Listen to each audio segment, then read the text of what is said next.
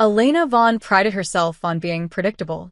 In a world where people crumbled under pressure, she thrived in routine, discipline, and control. She woke every morning at 5:30, no alarm needed, her mind already sorting through her schedule before her feet hit the cold marble floor. She trained for exactly 40 minutes, showered for 8, dressed in tailored black and navy tones, then headed down the elevator of her penthouse, as if rehearsing for the millionth time. The city bowed to her rhythm. She never deviated. Not for anyone. Not for anything. And certainly not for strangers in the rain. Her driver pulled up to the Kulfi at precisely 7:14 a.m., giving her 1 full minute to walk inside, order her cappuccino, and sit at her usual corner table with the same precise view of Fifth Avenue, cars weaving, umbrellas bobbing, life happening at a pace she could manipulate if she wanted. Elena liked that feeling. The universe obeyed when she moved. Except for that Tuesday. The rain was violent, relentless curtains soaking the city in cold, heavy droplets, drumming against the canopy of the cafe as if impatient with anyone who dared step outside. Elena didn't flinch. Weather was merely an inconvenience for those without preparation. Her assistant had already sent an updated version of her schedule, meeting with the board, lunch with partners, financial projections review. Nothing unusual. Nothing she couldn't dominate with the same surgical precision she applied to everything she built. Cappuccino in hand, she stepped out into the storm, her umbrella snapping open with a clean metallic click. She kept her pace brisk, heels silent against the wet pavement. Her meeting was in 45 minutes. Enough time to arrive, skim the agenda again, and make sure no one forgot that she was, unquestionably, the sharpest mind in the room. And then, without warning, she halted mid-step. She didn't trip. Elena Vaughn didn't trip. But someone, was blocking her path near the alley beside the cafe. At first, she thought it was discarded trash, an abandoned pile of blankets someone had left behind. But then the bundle moved. A soft, trembling sound rose beneath the roar of the rain. Elena narrowed her eyes. There, pressed against the brick wall, was a young woman curled around a tiny baby, her own coat spread out uselessly as the rain soaked through every layer. Her hair was plastered to her face in dark, wet strands, her cheeks ghost pale, her eyes filled with something feral. Fear, exhaustion, pride, when they flicked up to meet Elena's for a sliver of a moment before darting away. Elena's breath caught, not dramatically, but enough that she noticed it. Enough that it irritated her. She didn't break routine. She didn't get involved in street tragedies. She had an entire philanthropic division designed to handle this exact category of human suffering. She funded shelters, medical aid, transition programs. She did not personally stop in alleys to help strangers. She especially didn't stop for women whose entire posture screamed, "Don't look at me." Yet she remained frozen in place, the rain soaking her trousers, her cappuccino cooling in her hand as the woman struggled to adjust the drenched blanket around the baby. The infant let out a sound, not quite a cry, more a weak whimper, and something in Elena's chest shifted, unfamiliar and unwelcome. She should walk away. She had a meeting. Her assistant would panic if she wasn't on time. She didn't know these people. She didn't want to, but her feet moved anyway. She stepped into the narrow space, the storm fading into muted noise as she crouched slightly. "You're going to freeze out here," she said, tone clipped, controlled, because she didn't know how to speak any other way. The woman flinched as if struck. "I'm fine," she rasped, voice shaking. "We're fine. We'll move soon." It was a lie. Elena recognized lies the way predators recognized heartbeats. "What's your name?" "Doesn't matter." "It does to me." The woman hesitated, tightening her hold around the small bundle. The baby squirmed weakly, a tiny fist peeking from the soaked blanket. "Natalie," she whispered. "And this is Lily." The name hit harder than expected, soft, delicate, warm in a way Elena wasn't prepared for. She exhaled, slow and measured, a decision forming before she consciously acknowledged it. "Come with me." Natalie stiffened. "I don't want charity." "I don't offer charity," Elena corrected coolly. "I offer efficiency." Natalie blinked, unsure whether the statement was a threat or an insult. But Elena was already pulling out her phone, firing off commands to her assistant, her driver, her building concierge. She operated with the precision of a general preparing for battle. One call to have her spare apartment unlocked and heated, another to request emergency supplies. She didn't ask if Natalie agreed. She didn't need to. The way the woman clutched the baby told Elena everything. Minutes later, Natalie was in the back of Elena's car, water dripping onto the leather seats as she held Lily tight against her chest. The baby's cheeks were flushed with cold, tiny breaths fogging against Natalie's damp collarbone. Elena sat beside them, uncharacteristically silent as she watched the rise and fall of that fragile chest. She didn't like how her pulse changed every time the baby made a sound. She didn't like the sharp protectiveness curling inside her. She especially didn't like the way Natalie glared at her, suspicious, confused, wary, strong despite everything, like someone who had learned the world only offered help with strings attached. When they reached the apartment, Elena ushered them inside. The living room lights brightened automatically. Heat hummed through the vents. The couch, the sleek kitchen, the floor-to-ceiling windows, all pristine, elegant, untouched. "This is temporary," Elena said, hands clasped behind her back to keep from fidgeting, a habit she'd eradicated years ago but felt threatening to return. "A few weeks. Until you get back on your feet." Natalie looked around as if expecting the walls to crumble. "Why?" Her voice was small, tired, fragile, but her stare was sharp, demanding an answer Elena wasn't sure she had. So she told the only truth she could articulate. "Because your daughter shouldn't be freezing in an alley." Something flickered across Natalie's expression. Pain, gratitude, she didn't want to feel, the instinct to protect herself from hope. "I'll pay you back," she muttered. "I don't need repayment." "I still will," Natalie insisted. Elena didn't argue. She simply nodded, stepping back as Natalie carried Lily toward the bedroom. The door shut softly. Elena exhaled. She should leave. She had a meeting. She had a company to run. But she stood there instead, staring at the door, listening to the faint sounds of a mother murmuring to her baby and wondering why her chest felt tight. That night, she returned with groceries. She claimed they were extras from her kitchen. The next night, she returned with formula, insisting she had overbought. The night after that, she returned with a baby carrier she swore she had lying around, though the price tag was still attached. And every time she saw Lily with her round pink cheeks, her faint cooing noises, her impossibly tiny fingers curling around her mother's shirt, Elena felt the strange, persistent warmth grow. She didn't notice the moment she became someone who stayed for dinner, or someone who held the baby so Natalie could shower, or someone who listened, really listened, as Natalie slowly, cautiously revealed pieces of her past like shards of glass she'd been carrying too long. Elena Vaughn, who never deviated from routine, now found herself rerouting her entire evenings around two people she barely knew. She told herself it was temporary, practical, efficient. But when Lily fell asleep against her chest for the first time, soft breath warming her collarbone, Elena knew, deep, dangerous, undeniable, that her life had already changed. And she had no idea how to go back anymore. Elena didn't intend to stop by the apartment the next morning. She told herself she wouldn't. She even repeated it aloud while tying the cufflinks on her tailored white shirt. She would not reroute her morning routine again.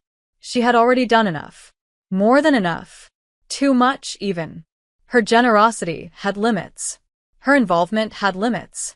Her life worked because it stayed within those limits. Helping one homeless mother for a few weeks was already a disruption she shouldn't be indulging. But as she stepped out of her penthouse, descended the elevator, and sat stiffly in the back seat of her car, something inside her twisted, an itch she couldn't scratch, a worry she didn't want to name. By the time the driver pulled away from her building, Elena's eyes were on her phone, fingers tapping a message to her assistant before she could stop herself. "Reschedule my 8:15 meeting to remote. I'll call in." She stared at the message, jaw clenching, irritated that she had sent it, irritated that she cared, irritated that the sensation in her chest felt suspiciously like anxiety. When the car rolled to a stop in front of the apartment building where she had left Natalie and Lily, Elena gave herself one more moment to reconsider. She could tell the driver to keep going. She could pretend the whole thing never happened. Natalie was an adult. She would figure things out. But then she thought of the way Lily had curled her tiny fingers around Natalie's shirt the night before, how the infant's breaths had been too shallow, how Natalie hadn't stopped shaking until well after the hot shower, how exhaustion had clung to her like a second skin. Elena exhaled sharply and got out of the car. The elevator hummed softly as she ascended. She didn't knock. She wasn't sure why she didn't knock. Maybe because she had left them here. Maybe because she had paid the rent on this place for the last 6 years. Maybe because her name was on every inch of this building. Or maybe, dangerously, because a part of her already felt responsible for what she had taken in out of the rain. When the door opened, she was met with chaos. Not the messy kind, the human kind. Natalie was pacing the living room with Lily in her arms, bouncing her lightly with one hand while the other rubbed her temple. The baby was crying, a high, distressed wail that filled the space with urgency. The moment Elena stepped inside, Natalie whirled toward her, eyes wide and frustrated and tired, her voice sharp with defeat. "I can't get her to calm down. She's been crying for an hour. I don't know what else to do." For a brief second, Elena forgot how to breathe. The sight was disarming. Natalie, defensive, guarded Natalie, was unraveling, not from weakness, but from the weight of motherhood, from fear, from trying so desperately to be enough for her child with so little to give. And Lily, red-faced, tiny fists clenched, let out another cry that pierced straight through Elena's ribs in a way she didn't want to admit. "Give her to me," Elena said softly. Natalie blinked. "What?" "Let me try." "Elena, she's upset, not broken." "You don't have to. I know," Elena interrupted gently. "Just let me try." Natalie hesitated. She looked at Lily, then at Elena, then back at Lily. Reluctance tugged at her features, but also desperation. Slowly, carefully, she transferred the crying infant into Elena's arms. Lily was warm and trembling, her little body jerking with each sob. Elena held her awkwardly at first. She wasn't used to babies, wasn't used to anything she couldn't control, but then something clicked. She adjusted her hold the way Natalie had done the night before, one hand supporting the baby's head, the other stroking her back in slow, steady movements. "Hey," she murmured, her voice softer than she'd intended. "You're all right. You're okay. I promise." Lily's cries didn't stop immediately, but they changed, softened, hesitated.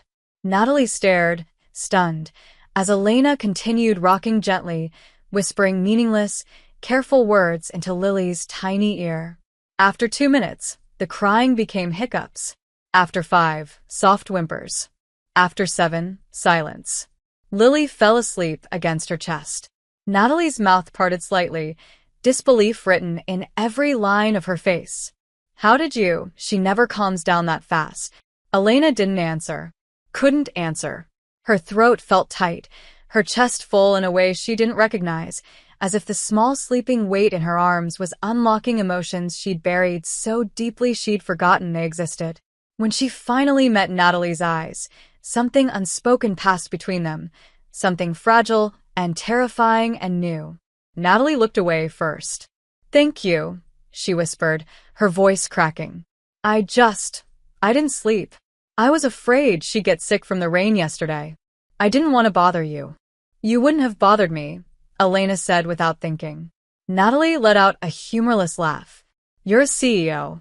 I doubt you want to deal with a crying baby first thing in the morning. Love what you've seen so far and want to help me keep creating these awesome stories on this channel? Then subscribe and hit the bell. Your subscription supports the channel and makes sure you get more exciting stories." Elena lowered her gaze to Lily, her breathing slow and even, her tiny hand curled trustingly against Elena's collar. "You'd be surprised what I'm willing to deal with," she said quietly. Natalie froze, not from fear, but from something else, something that made her shoulders tense and her breath hitch. Elena didn't elaborate. She didn't understand the words herself. She only knew they were true. For the next hour, she stayed. She didn't sit. She didn't rush. She simply held Lily while Natalie showered, changed clothes, and reheated leftover oatmeal. When Natalie emerged, hair damp, wearing clean jeans and a worn sweater, she looked almost like another person, still tired, but more grounded. More herself. I made tea, she said awkwardly. Do you want some? Elena should have said no. She should have left. She had a company to run, investors to manage, meetings to dominate. But she followed Natalie into the kitchen anyway. The apartment wasn't large, but it felt warmer today, gentler. The overhead lights reflected off the soft steam rising from the mugs on the counter. Natalie moved with practiced familiarity around the space, even though she'd been here less than 24 hours. Lily slept in her arms, curled against her like she belonged there. Elena didn't know what to do with that feeling. They sat at the small dining table.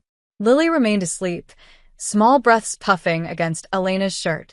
Natalie's eyes drifted to the side again and again, each time with a different emotion: surprise, gratitude, fear, longing, something Elena couldn't decode.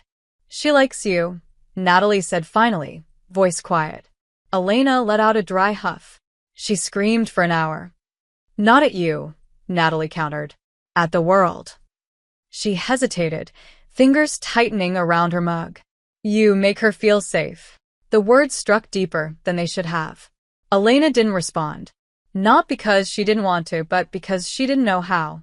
Instead, she asked, Did you eat? Natalie blinked, thrown off. Not yet. Eat, Elena said softly. I'll hold her. Natalie swallowed hard, then obeyed.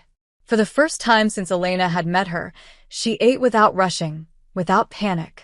And for the first time, Elena realized just how starved the woman must have been, not only for food, but for security, for rest, for someone to carry even a fraction of the weight she'd been holding alone.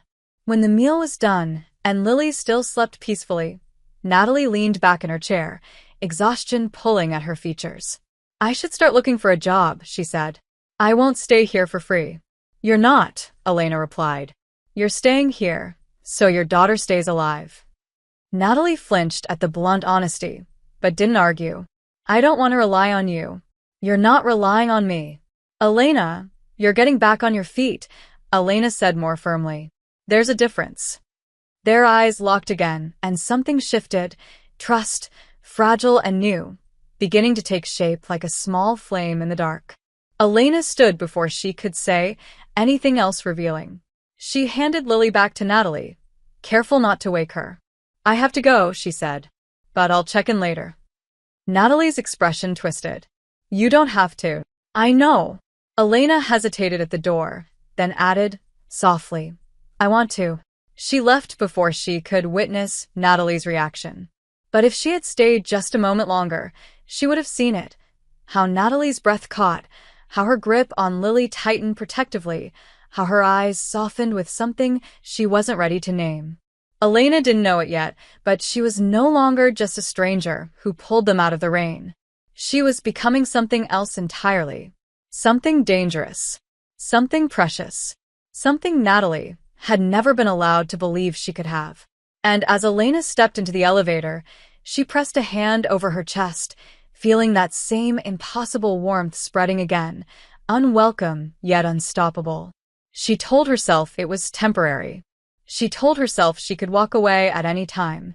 But a soft, sleeping baby and a broken, brave woman had already altered the orbit of her life.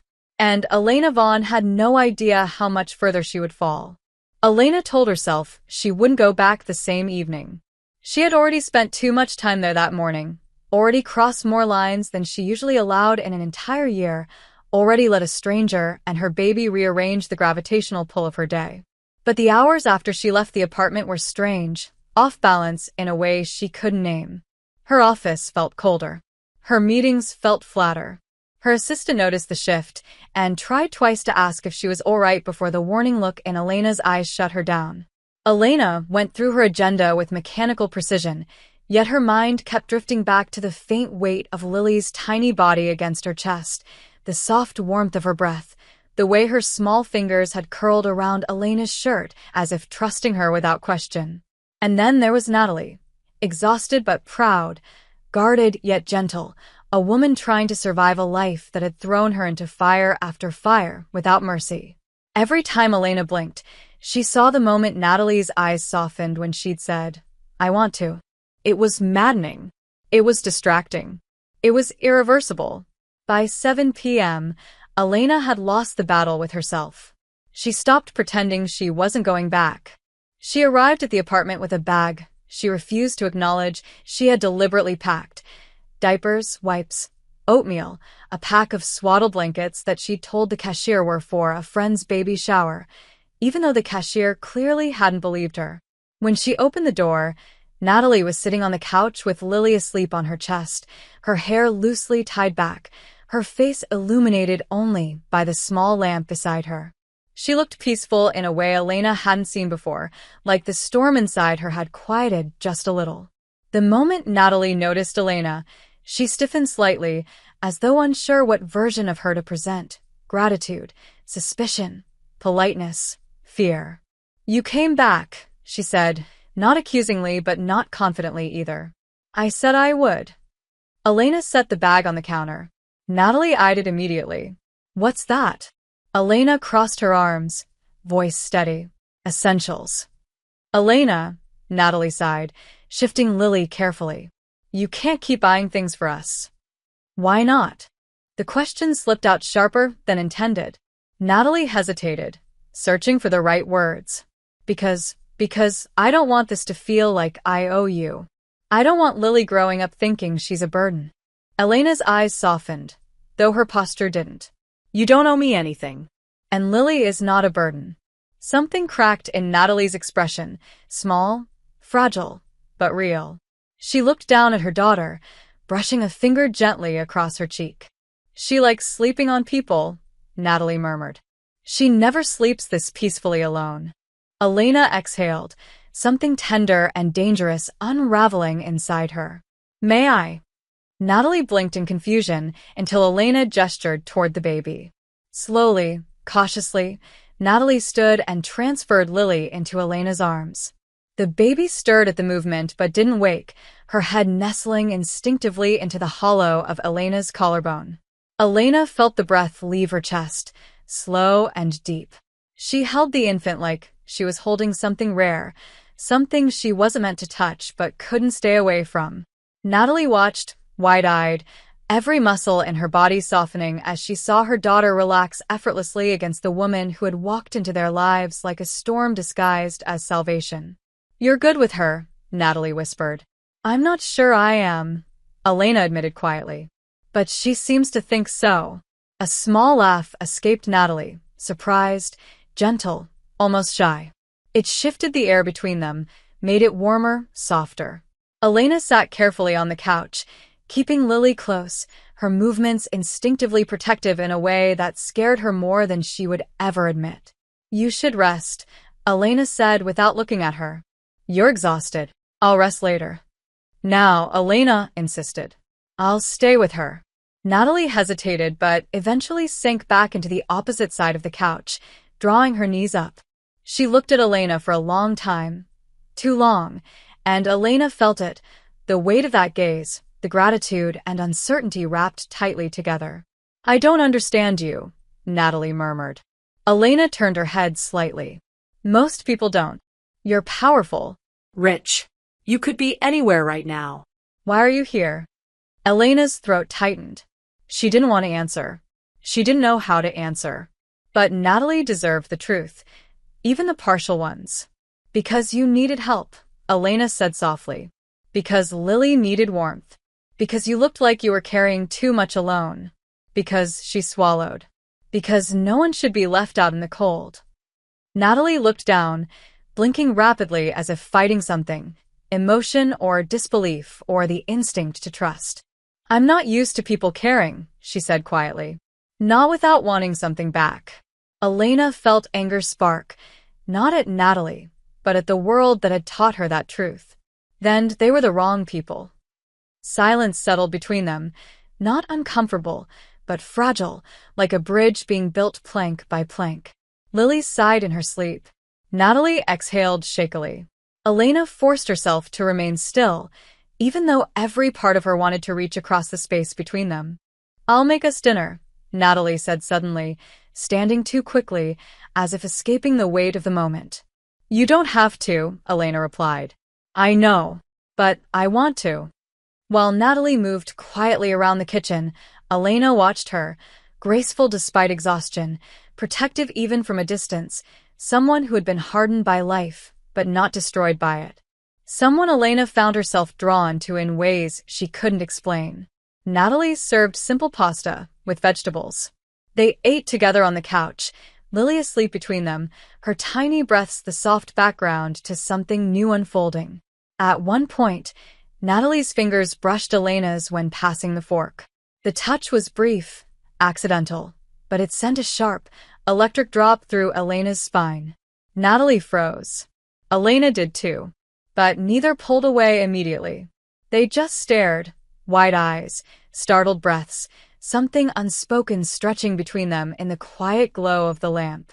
Natalie was the one to look away first, cheeks flushing. "Sorry," she whispered. "Don't be," Elena murmured before she could stop herself. When dinner ended, when Lily shifted and whimpered softly, Elena's heart cracked at the idea of leaving. She stood anyway. She forced herself to. "I'll come by tomorrow," she said. Natalie swallowed hard. "Okay. If you need anything, I'll call," Natalie finished. Their eyes held for one long, fragile moment. Then Elena left. The image of Natalie cradling Lily burned into her mind with painful clarity. As she walked to the elevator, she pressed her palm briefly against her chest again. The warmth was stronger tonight, more dangerous. And for the first time, Elena stopped trying to pretend she didn't know what it meant. Elena had no intention of spending the entire weekend with Natalie and Lily. She truly didn't. She had a list of tasks for Saturday, back-to-back calls, contract revisions, strategy briefs. But the moment she woke up, the first thought in her mind wasn't her empire. It was a 3-month-old baby with soft breaths and a woman with tired eyes who looked at her like she didn't understand why Elena kept coming back. Elena tried to distract herself with work, but her concentration fractured every few minutes. By 9 a.m., she was pacing her penthouse like a caged animal. By 9:30, she was in the elevator. By 9:37, she was knocking on Natalie's door, even though she told herself she wouldn't. When the door opened, she wasn't prepared for what she saw. Natalie stood barefoot, hair messy, wearing Elena's oversized t-shirt from one of the dresser drawers. She must have grabbed it out of desperation after Lily spit up on her clothes. The shirt hung off one shoulder, revealing soft skin and a hint of collarbone, and for the first time in a long time, Elena's heartbeat stumbled. Lily was in her arms, awake and alert, tiny hands grabbing at Natalie's hair. Natalie froze when she saw Elena, as if she had been caught doing something wrong. I didn't have anything clean," she said, tugging the shirt down awkwardly. "I can change." "Don't," Elena said too quickly, too softly, her voice dipping into a tone she didn't recognize in herself. "It looks comfortable." Natalie blinked, cheeks warming, but didn't argue. The moment felt charged, not sexual, but intimate, raw, like something fragile was unfolding between them without permission. "We were about to have breakfast," Natalie said. "Do you want to?" "Yes." She answered too fast again. Natalie looked at her for a long second, as if trying to figure out what Elena wanted. The truth was that Elena didn't know herself. She only knew that being here felt strangely right in a way that terrified her. Breakfast was simple: eggs, toast, a small bowl of cut fruit. Elena wasn't used to simple meals. She wasn't used to someone cooking for her. Every movement Natalie made felt domestic in a way that burned under her skin, awakening something she had locked away for years. Lily was fussy, and without hesitation, Elena lifted her from the bassinet. The baby relaxed instantly against her shoulder, and Natalie exhaled a breath of disbelief mixed with something warmer. "She really likes you," Natalie said softly. Elena swallowed. "I like her too." Natalie's expression softened further. but she didn't respond. The morning blended into early afternoon, and Elena didn't leave. She helped Natalie clean while Lily napped, holding the baby monitor like it was a sacred object. At one point, Natalie was on the small balcony shaking out blankets, and Elena stood beside her, watching the sun hit her hair. It was the first time she'd seen Natalie in daylight, really seen her, and the realization landed heavy and warm. Natalie was beautiful. Not polished, not put together, not perfect. Beautiful in a way that felt real. Human. Unavoidable. Natalie caught her looking. Elena didn't look away. Natalie's breath hitched almost imperceptibly before she broke the moment with a soft laugh. "You're staring." "Am I?" Elena asked, too calm, too honest. "A little." "Then maybe you should get used to it." Natalie went still.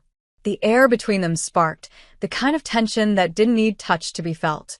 Lily's cry from inside broke whatever fragile thread was pulling them together. The afternoon passed in a rhythm that neither of them questioned, feeding Lily, changing her, folding tiny clothes.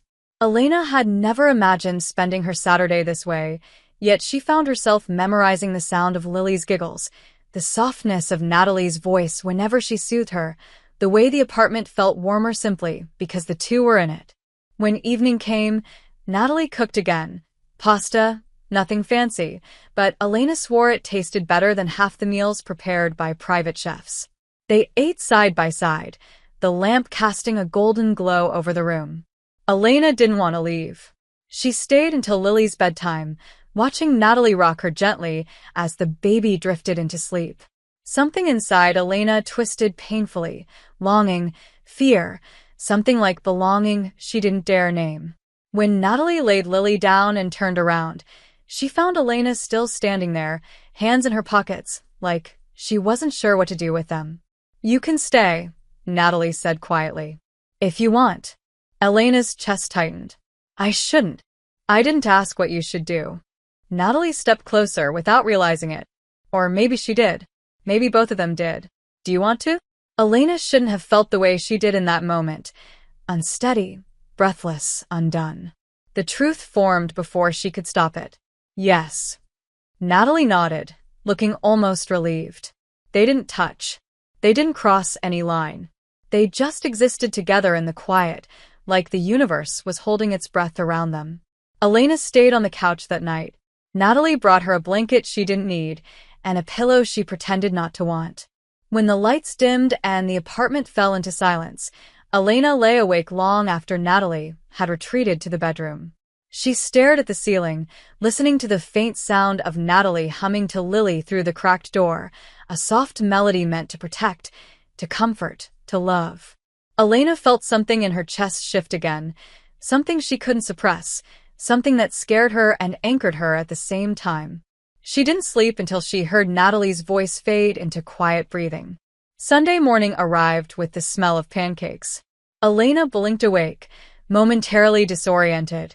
This wasn't her penthouse, her spotless minimalist kitchen, her carefully curated world. This was warm, human, Alive. Natalie was at the stove with Lily strapped to her chest in a sling, humming lightly as she poured batter onto a pan. Her hair was brushed, but still messy. She still wore Elena's t-shirt. And Elena had never seen anything more devastatingly soft in her life. "You're awake," Natalie said, smiling shyly. "I wasn't sure if you'd stay the whole night." "I wasn't sure either," Elena admitted. "But I'm glad I did." Natalie looked down, cheeks flushing as Lily babbled softly against her chest. They spent the day together, not because of obligation, not because of circumstance, but because neither of them seemed to know how to pull away anymore. Elena held Lily through her midday nap. Natalie told her stories about her childhood, each one revealing pieces of pain she disguised beneath humor. Elena listened, really listened, more deeply than she ever had to anyone. Late afternoon brought rain, soft this time, tapping against the windows like the universe reminding them where everything started. Natalie leaned her head against the window frame, watching the droplets slide down the glass. "When you found us, I thought it was the end. I thought there was no one left who would care." Elena stepped behind her, not touching, not yet, but close enough for Natalie to feel her presence like warmth on her skin. "I care," Elena said softly. Natalie closed her eyes, breathing in slowly, trembling just a little. She didn't say anything in response. She didn't need to. The silence said everything. Neither of them acknowledged it, but the truth settled quietly between them. This wasn't temporary anymore. It hadn't been for a long time, and both of them knew it.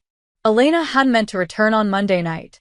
She had spent the whole day trying and failing to focus on work, her mind drifting constantly to the memory of Natalie leaning against the window, rain behind her, eyes closed as Elena stood impossibly close.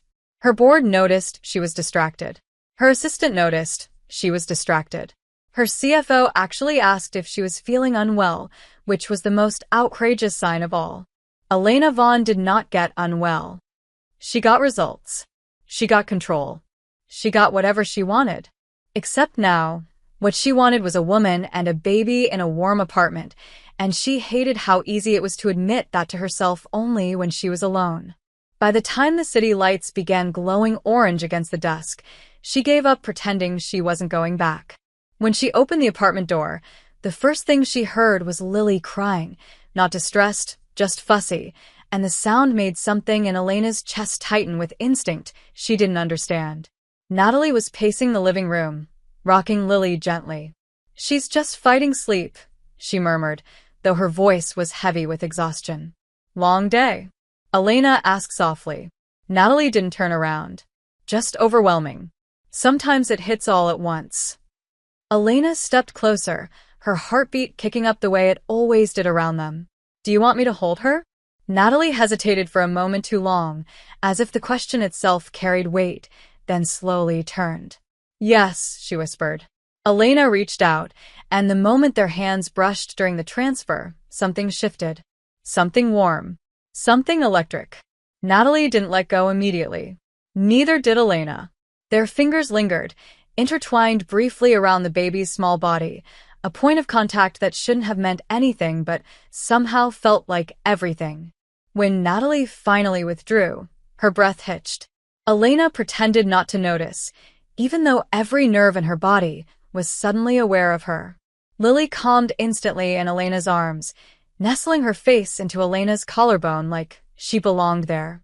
Natalie watched, silent, the softest ache in her expression. They talked quietly about Lily's day, about the freelance project Natalie was trying to finish on her old laptop, about Elena's chaotic schedule, until finally Lily drifted to sleep. Elena carried her to the bedroom and laid her gently in the crib. When she stepped back into the hallway, the lights were dim, warm, soft. Natalie stood there waiting, arms crossed, not defensive, just holding herself together. "Can we?" she began, then paused, biting her lip. "Sit for a moment?" Elena nodded, following her to the couch. They sat close. Too close. Close enough for Elena to feel the heat radiating from Natalie's skin. Silence stretched between them, thick and trembling. Natalie turned slightly toward her, and Elena mirrored the movement without even thinking. "You stayed the whole weekend," Natalie said quietly. "For months ago, no one even remembered my birthday. And now you just keep showing up. Is that a problem?" Elena asked, her voice low.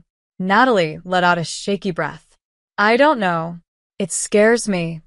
Elena's throat tightened. "Why?" Natalie's expression twisted. Fear, longing, confusion tangled together.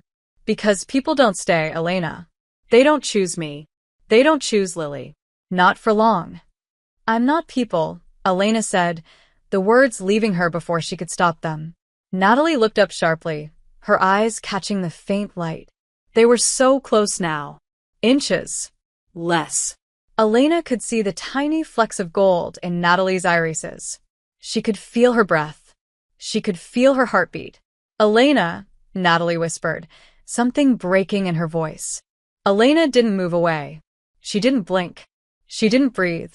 Their faces were so close that Elena could feel the warmth of Natalie's cheek against hers, a whisper of contact, fleeting but devastating. And then Natalie's hand lifted, slowly, hesitantly, until her fingers hovered near Elena's jaw. She didn't touch her. Not yet. But the intention alone made Elena's pulse crash into her ribs. Why do you keep coming back? Natalie asked, barely audible. Because I want to, Elena answered, her voice rough, unsteady. Because being near you, both of you, feels. She shook her head slightly, unable to finish, unable to find a word that didn't expose her completely. Natalie's fingertips brushed Elena's cheek. Just barely. Just enough to steal her breath. The world narrowed to that single point of contact. Elena didn't pull away. She couldn't. Natalie's touch was soft, trembling. Elena, she whispered again, this time with something dangerously close to longing. Elena leaned in, instinctively, helplessly, closing the remaining space between them until their foreheads grazed. Their noses brushed. Their lips hovered a breath apart. It wasn't a kiss. It wasn't. But it was everything leading to it. Everything begging for it. Everything holding them in place like gravity had chosen them specifically. Natalie's hand slid to the side of Elena's neck, her thumb trembling against her skin. Elena inhaled sharply. Natalie exhaled shakily. And then Lily cried from the bedroom. The sound shattered the moment like a stone through glass. They froze. Reality snapped back too violently. Natalie withdrew her hand instantly, stepping back as if burned.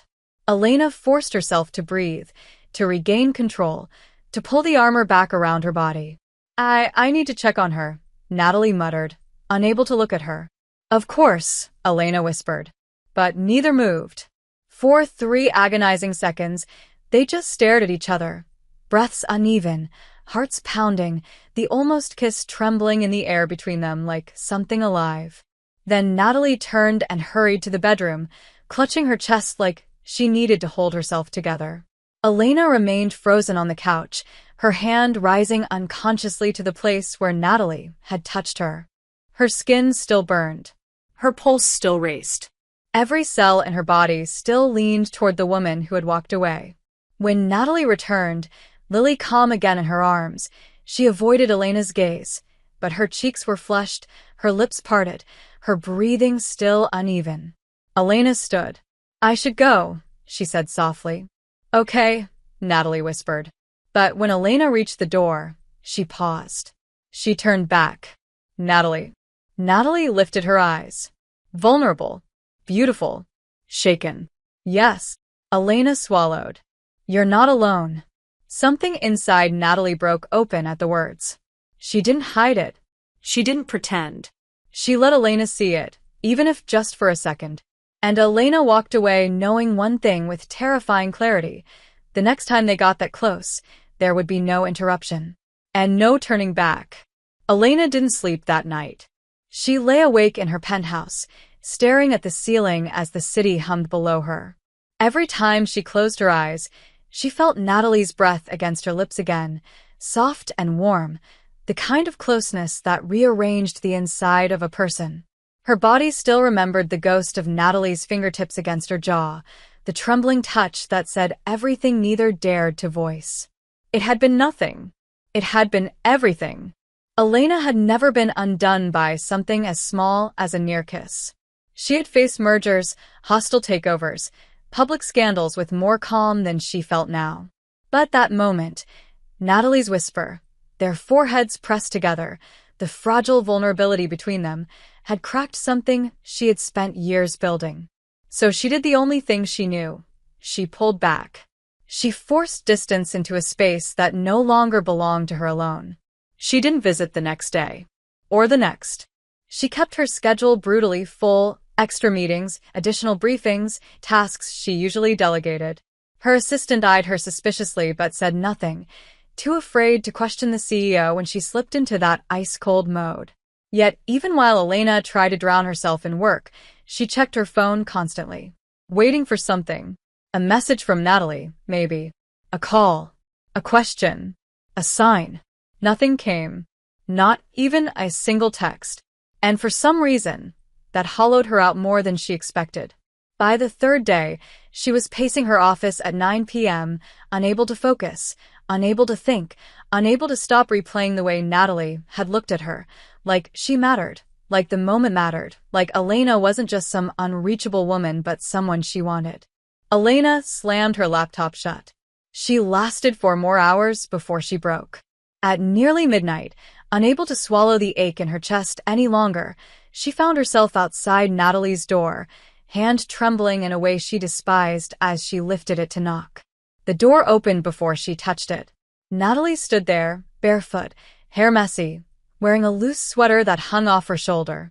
Her eyes were tired, surprised, and something else Elena couldn't name, but felt like a punch to the gut. Elena? Her voice was soft, unsure, but it still wrapped around Elena like warmth she wasn't prepared for. I shouldn't be here, Elena said. So why are you? Elena swallowed hard. Because I couldn't stay away. Natalie blinked, slowly, softly, as if the words hit a place she'd been trying to protect. She stepped back to let Elena inside. The apartment was dim except for a small lamp near the couch. Lily was asleep in the bassinet. Everything felt quiet, intimate, fragile. Are you okay? Natalie asked, crossing her arms, not defensive, just holding herself, the same way she always did when she didn't know what to feel. No, Elena said honestly. Natalie's breath caught. Because of what happened? Elena didn't answer immediately. She walked farther into the room, jaw tight, pulse unsteady. I've never, she broke off, frustrated with herself. I'm not good at this. Natalie stepped closer. I know. I haven't been avoiding you because I regret anything, Elena said, her voice low, rough. I just needed to think. About what? About what it means that I wanted to kiss you. There it was. Bare. Raw. Irreversible. Natalie's lips parted, a quiet inhale betraying her surprise, and something that looked painfully like relief. Elena, the way Natalie said her name always did something to her. Something dangerous. Something irresistible. Elena turned to face her fully. Did you think I didn't feel it? That moment. Natalie's cheeks flushed, and she shook her head slightly. I didn't know what you felt. I still don't. Elena took one step closer. Then another. Natalie didn't move away. I felt everything, Elena whispered. Natalie's eyes fluttered closed for a heartbeat, as if steadying herself. Then why did you disappear? Because I was scared, Elena said, the words cracking out of her, quiet but devastating in their honesty. Scared of wanting something I don't know how to handle. Scared of hurting you. Scared of what this is turning into. Natalie looked at her. Really looked, and Elena felt seen in a way she hadn't in years. I thought you regretted it, Natalie whispered. I don't. I thought maybe I messed up. You didn't. I thought maybe I imagined the whole thing. Elena closed the final distance between them. You didn't imagine anything. Silence thickened. Their breaths tangled. They stood so close they could feel the warmth of each other's bodies. And then, slowly, cautiously, Natalie reached up. Her fingers brushed Elena's wrist. A gentle touch. A question. Elena didn't pull away this time. Natalie's hand slid down until her fingers laced through Elena's, hesitant, trembling, but certain in their intention. Elena felt her heart stumble. I didn't call because I didn't want to bother you, Natalie confessed, voice small. I thought you needed space. Elena shook her head slightly. I needed you. The admission broke something open in them both. They stood there, fingers intertwined, the air thick with the weight of everything they weren't saying. Elena lifted her free hand, slow as breath, and brushed Natalie's cheek with the back of her fingers. Natalie leaned into the touch like she'd been craving it. And suddenly, it wasn't just tension. It was gravity, pulling them together without permission. Natalie reached up, her hand sliding behind Elena's neck, fingertips tracing her skin in a way that made Elena exhale shakily. Their noses brushed. Foreheads touched. The same position as before, but deeper this time, heavier, filled with the echo of everything they had held back. Elena, Natalie whispered. Tell me I'm not reading this wrong. You're not, Elena breathed. Their lips hovered a breath apart, so close Elena could taste the warmth of her. But this time, the universe didn't interrupt. Natalie closed her eyes. Elena closed hers. And then Lily whimpered. Not a cry, not a scream, just a soft, tiny sound. But it was enough. Enough to remind them of the boundaries they needed. Enough to break the spell, but not destroy it. Elena stepped back first, breath unsteady, chest rising too fast. Natalie stood frozen, hand still hovering where it had touched Elena's neck. Neither spoke for several seconds. Until finally, Natalie whispered, "We were really going to—" "Yes," Elena said, voice barely steady. "We were." Natalie's eyes shimmered, not with tears, but with something fragile and hopeful. "And you're not running again?" "No," Elena said. "Not anymore." For the first time, Elena reached out first, taking Natalie's hand gently, purposefully. "We'll figure this out," she whispered. Slowly. Carefully. Together. Natalie squeezed her hand back, a soft smile tugging at her lips. "Okay." Elena looked toward the bedroom where Lily slept. "Do you want help putting her back down?" Natalie nodded. They walked toward the bassinet side by side, hands still intertwined, steps in sync, like something had clicked into place without needing words. And they both knew, this time, they hadn't stepped away from the moment. They had stepped into it. Elena didn't expect the shift between them to happen so quickly or so quietly, but from the moment they stood hand in hand beside Lily's bassinet, something in the air changed. Not dramatically, not loudly, just enough for both of them to feel it in the way they breathed, the way they looked at each other, the way the room itself felt warmer, fuller, more alive. The next morning, Elena returned before sunrise, pretending she was simply passing by before work, even though she'd gone to sleep hours later than usual because she had spent half the night replaying the second almost kiss in her mind. Natalie opened the door with Lily in her arms, hair messy, sweater falling off her shoulder, as if she had barely slept either. The moment their eyes met, a softness bloomed between them, unspoken but impossibly clear. "You're early," Natalie said, voice low, warm, still waking. "I wanted to see how you were," Elena answered without hesitation. Natalie swallowed, her cheeks flushing faintly. "We're okay." Lily woke up a few times. She usually does on nights when she feels everything. Elena nodded, stepping inside. "May I hold her?" Natalie hesitated. Not because she didn't want to hand Lily over, but because of the way Elena asked, so careful, so tender, so unlike the ice-coated CEO reputation she carried like armor. "Of course," Natalie said, her voice softer now. Elena took Lily gently, automatically adjusting her arms the way she had learned over the past days. Lily settled instantly, laying her small head against Elena's chest with a tiny sigh. And there it was again, that electric warmth, that sense of inevitability, as if the baby knew exactly who she trusted. Natalie watched, her expression fragile and tender all at once. "She loves you," Natalie murmured. Elena glanced at her. "I love her too." The words slipped out unintentionally, quiet, honest, unshielded. Natalie's breath caught, her eyes widening slightly as she absorbed the confession. She didn't say anything. She didn't have to. It simmered in the silence between them. They spent the next hours together in the easy rhythm of something new, something that didn't need definition to feel real. Elena helped with breakfast. Natalie teased her about her terrible way of stirring pancake batter. Elena pretended she wasn't charmed when Natalie laughed, but the truth was she felt it echo through her chest long after the sound disappeared. Mid-morning sunlight filtered through the apartment, warm against the wooden floor. Elena sat on the couch with Lily asleep in her arms, while Natalie worked on a freelance project from her laptop. Every now and then, Natalie would look up, quietly, subtly, just to watch the way Elena held her daughter, like she was holding something precious.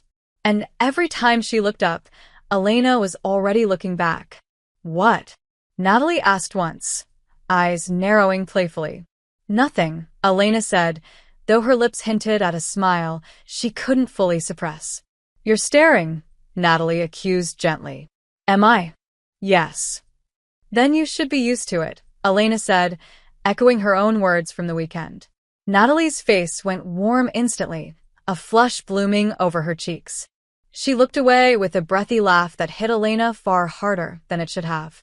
Hours passed like this, soft, domestic, wrapped in a comfort neither of them had expected to find. Elena left only briefly for a mid-afternoon meeting, though the entire time her thoughts wandered back to the sound of Lily's tiny breathing and the way Natalie's smile had lingered after she closed the door. She lasted exactly 90 minutes before returning.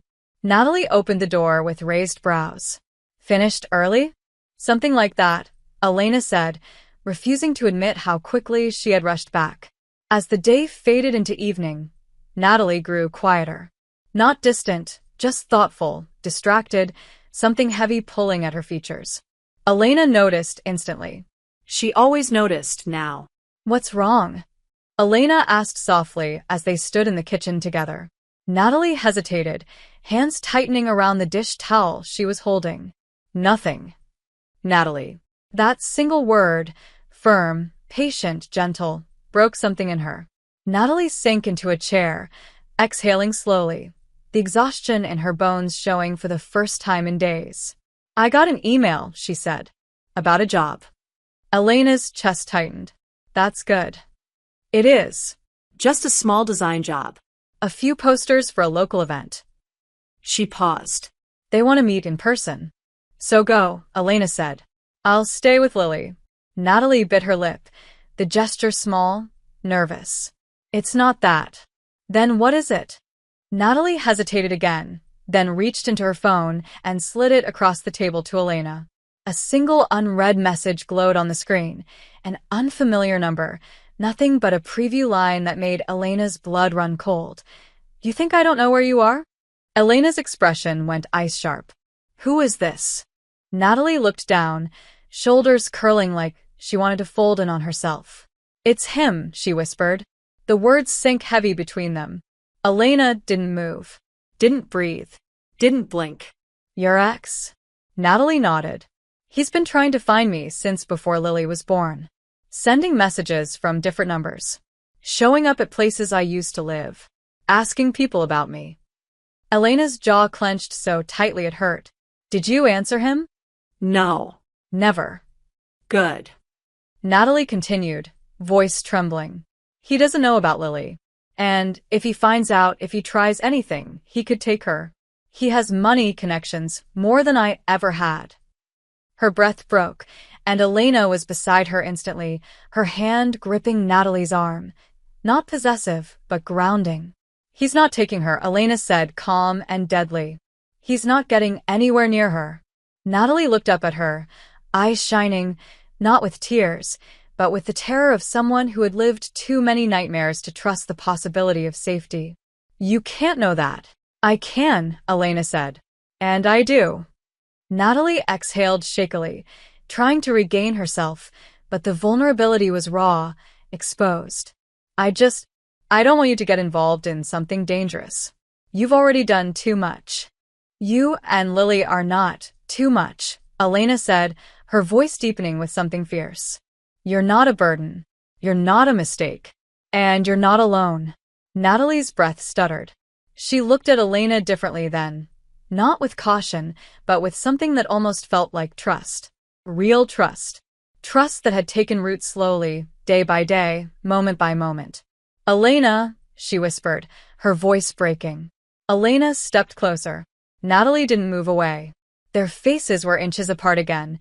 Too close, too warm, too full of everything they'd been holding back. Elena lifted a hand, brushing a strand of hair behind Natalie's ear. Her fingers lingered there longer than they should have, tracing the soft line of her cheek. Natalie's lips parted. Her breath caught. She leaned in, not enough to bridge the gap, but enough to say she wanted Elena to. "I don't want to be afraid anymore," Natalie whispered. "You don't have to be," Elena breathed. Their foreheads met. Not by accident. Not by chance. Slowly. Deliberately. Natalie let out the smallest sound, a soft, trembling exhale that made Elena's heartbeat throb painfully. Elena slid her hand to the back of Natalie's neck, thumb brushing warm skin. Natalie closed her eyes, leaning into the touch like she needed it, like she belonged there. "Elena." "Yes?" "Stay." The word was barely spoken, fragile and hopeful and terrified all at once. Elena didn't hesitate. "I'm not going anywhere." They didn't kiss. Not yet. But they stayed like that, foreheads pressed together, breaths mingling, for a long, quiet moment that felt more intimate than any kiss could have been. It was a promise, a beginning, a declaration neither of them needed to say aloud. When the moment finally broke, Elena wrapped an arm around Natalie's shoulders, pulling her close as the woman trembled from the stress of the message.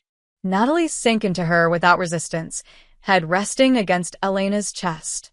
Elena held her gently but firmly, one hand on her back, protective and warm. Lily stirred in the bassinet nearby, but didn't cry. It felt like she could sense the shift too. The apartment felt different now, charged, full, safe. And Elena knew, with absolute certainty, that whatever storm was coming, she would burn the entire city to the ground before she let anything happen to the two people sleeping under this roof. Elena didn't leave that night. She couldn't. Something inside her refused to even consider it after seeing the fear in Natalie's eyes, after reading that message, after holding her in her arms for long, trembling minutes that carved themselves into Elena's bones. Natalie eventually calmed, though her breathing stayed uneven as she rested against Elena's chest, fingers curled lightly in the fabric of Elena's shirt as if anchoring herself. "You're shaking," Elena whispered. "I know," Natalie murmured, her voice small but honest. "I thought I was safe. I thought I was gone from him forever." "You are safe," Elena said firmly. "As long as I'm here, you're safe." Natalie lifted her head slowly, eyes glossy with emotion. "You keep saying that," she whispered, "and I keep believing you more than I should." Elena's jaw tightened, not with anger, but with something sharp and protective. "Believe me as much as you want," she said. "As much as you need. I'm not leaving." Natalie inhaled shakily, her gaze dropping to Elena's lips for a fleeting, devastating second before darting away. "You can't promise that," she whispered, even though everything in her voice begged Elena to contradict her. Elena cupped Natalie's cheek with one hand, slowly, gently, brushing her thumb along her skin like she was memorizing the shape of her. "I just did." Natalie's breath hitched so softly, it almost wasn't a sound. What happened next didn't feel planned. It didn't feel forced. It didn't even feel like a choice. It felt like gravity, like inevitability, like two people who had been orbiting the same impossible truth finally colliding. Natalie leaned in first, not enough to close the distance, just enough to tell Elena she wanted her to. Elena's pulse roared in her ears. She tilted her forehead toward Natalie's, their skin brushing, breaths merging, the silence charged and trembling with heat. "Elena," Natalie whispered, the sound barely a breath. It wasn't a question. It wasn't hesitation. It was an invitation. And Elena answered without speaking. She closed the space between them and kissed her. There was no interruption. No phone. No cry from the bedroom. No fear slicing the moment in half. Just the two of them finally giving in. Natalie gasped softly against her mouth, the sound dissolving into a desperate, aching sigh as her hands slid into Elena's hair, pulling her closer like she'd been waiting for this for far too long. Elena kissed her back with all the restraint she'd been forcing on herself for days, restraint that shattered the moment Natalie's lips parted for her, warm and trembling and impossibly soft. The kiss deepened slowly at first, then all at once, a rush of emotion neither of them could contain. It was tender and fierce, careful and hungry, reverent and breathless. Elena's hand slid from Natalie's cheek to the back of her neck, holding her gently but firmly, guiding her, grounding her. Natalie melted into her like she belonged there, fingers curling at the nape of Elena's neck, pulling her impossibly closer. The world faded. The room disappeared. Nothing existed except the taste of each other, the shared breaths, the way their bodies fit in the quiet, natural space between longing and finding. When they finally pulled apart, only because breathing was suddenly necessary, they didn't move far. Their noses brushed. Their lips hovered. Their foreheads pressed together again, this time softer, breathier, trembling with the weight of what they had just crossed into. Natalie's voice was barely audible. "I knew it would feel like this," she confessed, breath warm against Elena's skin. Elena's eyes fluttered closed. "Like what?" "Like falling," Natalie whispered. "Like something I can't undo." Elena swallowed hard, her chest tightening. "I don't want to undo it." Natalie exhaled shakily, her thumb brushing Elena's jaw again, lingering like she couldn't stop touching her. "I don't either."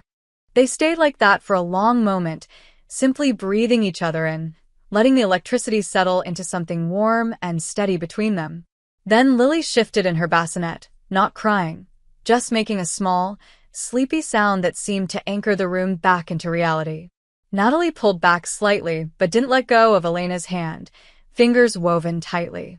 "I should check on her," she murmured. "I know," Elena said softly. But neither moved. They just stared, eyes half-lidded, lips still tingling, hearts beating too fast and too close. Natalie was the one who finally broke the stillness. She squeezed Elena's hand and whispered, "Come with me." She led Elena to the bedroom where Lily slept, the lamp casting a warm glow over the room. Natalie checked the baby, tucked the blanket, kissed her forehead gently, and Elena watched her with something that could only be described as awe. When Natalie straightened, she turned to face Elena again.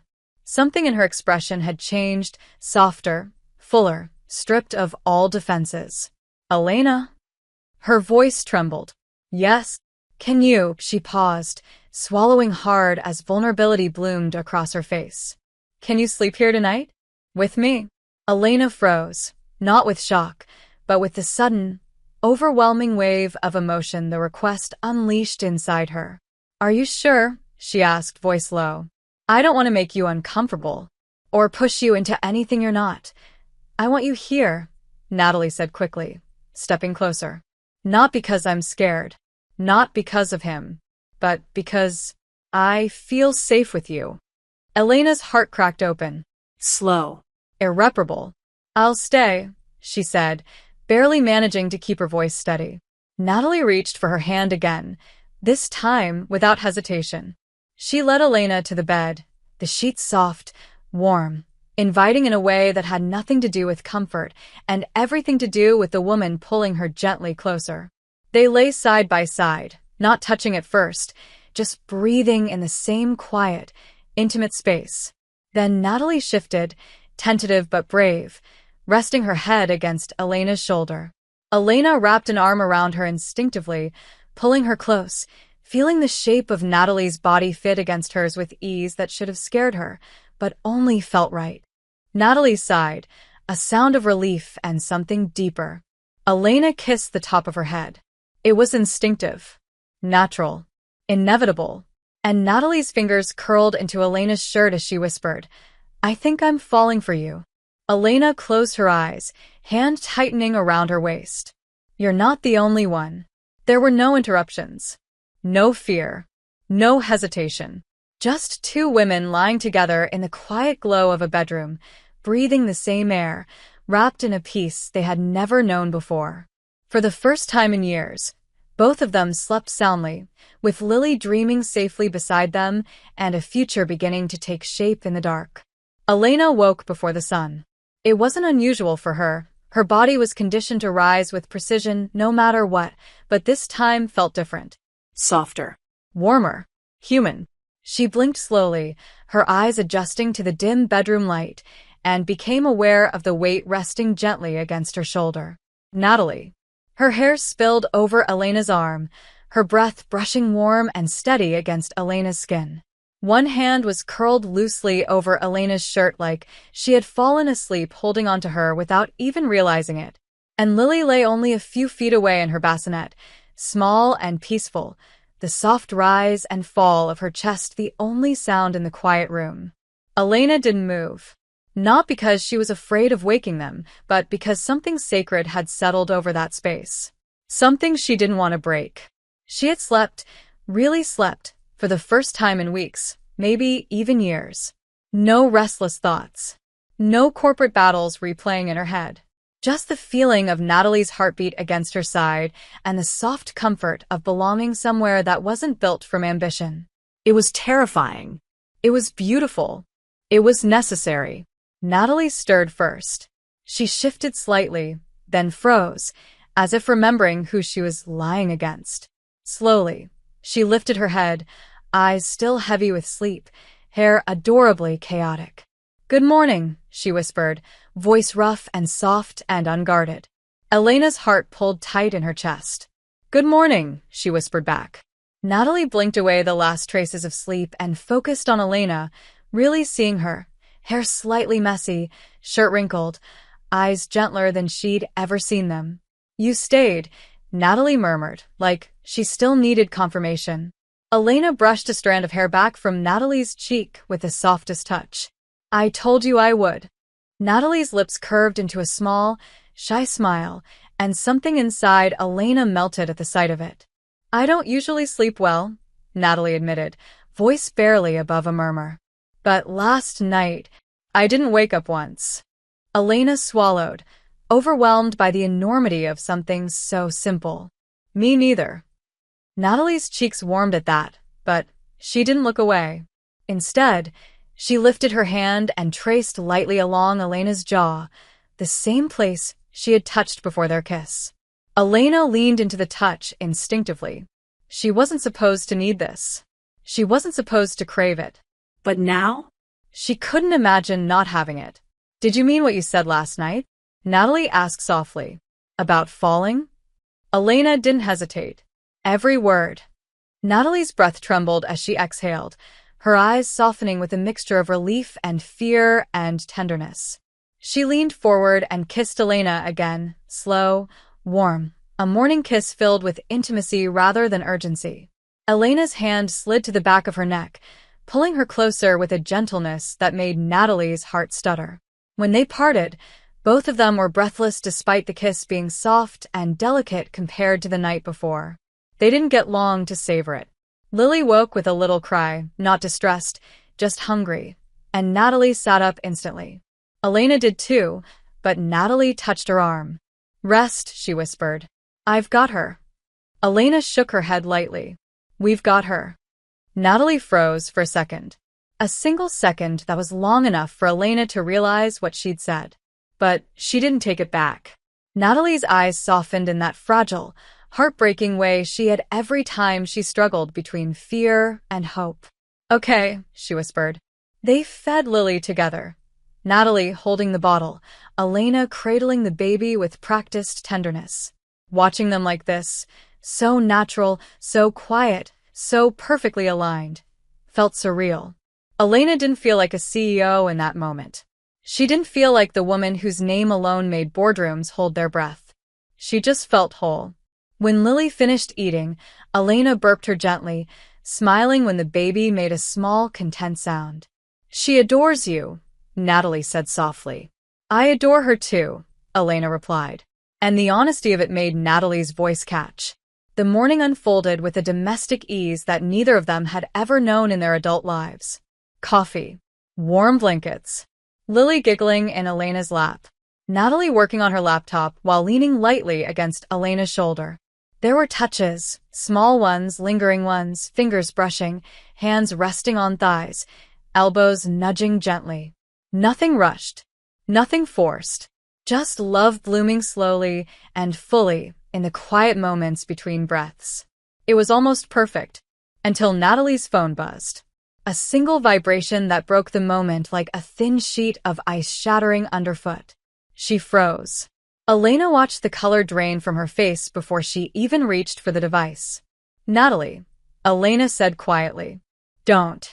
It might be work," Natalie whispered, but they both knew it wasn't. Elena reached out and placed her hand over Natalie's before she could pick up the phone. She didn't squeeze. She didn't restrain. She simply anchored her. "I'll look," Elena said. It wasn't a question. Natalie exhaled shakily and let go of the phone.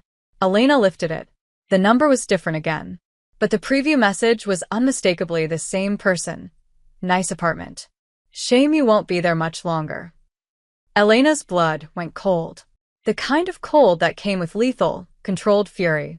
She had faced competitors, rivals, board members who tried to undermine her. But none of them had ever made her feel this kind of quiet, terrifying rage. She turned the screen so Natalie could see it without touching it. Natalie's face collapsed. She pressed a hand to her mouth, shoulders trembling. How? How does he know where He doesn't, Elena said sharply. He's fishing. This is a threat, not knowledge. But what if, Natalie? Elena stepped closer, her voice dropping into something steady, certain, immovable. He doesn't know where you are. You can't be sure. I can, Elena said, because this building is under my security system. Every camera, every entrance, every piece of data is monitored. If anyone suspicious came near this floor, I would know. I would be the first to know. Natalie trembled. I don't want Lily anywhere near him. Elena cupped her face with both hands, gently but firmly. She won't be. Natalie's eyes glistened. I don't want you involved. I'm already involved, Elena whispered. And I'm not stepping back. Natalie shook her head, overwhelmed, tears beginning to spill. I just found something good. I can't lose it. I can't lose you. Elena felt her heart break open in ways she didn't know were possible. She leaned forward and kissed her, softly at first, then deeper, fiercer, pulling her closer as if sealing a vow on Natalie's lips. When they parted, Elena rested their foreheads together. You're not losing me, she whispered. Not now. Not ever. Natalie closed her eyes, tears slipping down her cheeks. Elena kissed them away, one slow kiss at a time. Lily made a soft cooing noise, almost as if sensing the emotional weight in the room. Natalie wiped her eyes. What do we do? Elena's expression sharpened, not with fear, but with resolve. We protect you, she said. We protect Lily. And we don't let him get close enough to breathe the same air. Natalie swallowed hard. How? Elena stepped back, lifting her phone. First, I call security. Second, I contact someone who specializes in situations like this. Like what? Like keeping women safe from men who can't accept that they lost control, Elena said, her voice like steel wrapped in fire. Natalie's breath hitched. Elena softened her tone again. You and Lily are my priority. Everything else can burn. Natalie stared at her, long, raw, awed. Then she whispered, I love you. The words left her like a confession she'd been holding inside too long. Elena froze. Her breath stopped. Her heartbeat stuttered dangerously. Natalie's eyes widened as if realizing what she'd said, panic rising. Elena, I didn't mean to say that, Elena kissed her. Hard. Fierce. Full of meaning. When she pulled back, her voice shook for the first time in years. Say it again. Natalie exhaled a trembling breath. I love you. Elena closed her eyes as the words settled into her chest like truth she'd been waiting her whole life to hear. I love you too. Lily babbled loudly, interrupting the moment with perfect timing, and both women laughed through the leftover tears. It wasn't perfect. It wasn't safe yet, but it was real. And Elena Vaughn would do anything to protect it.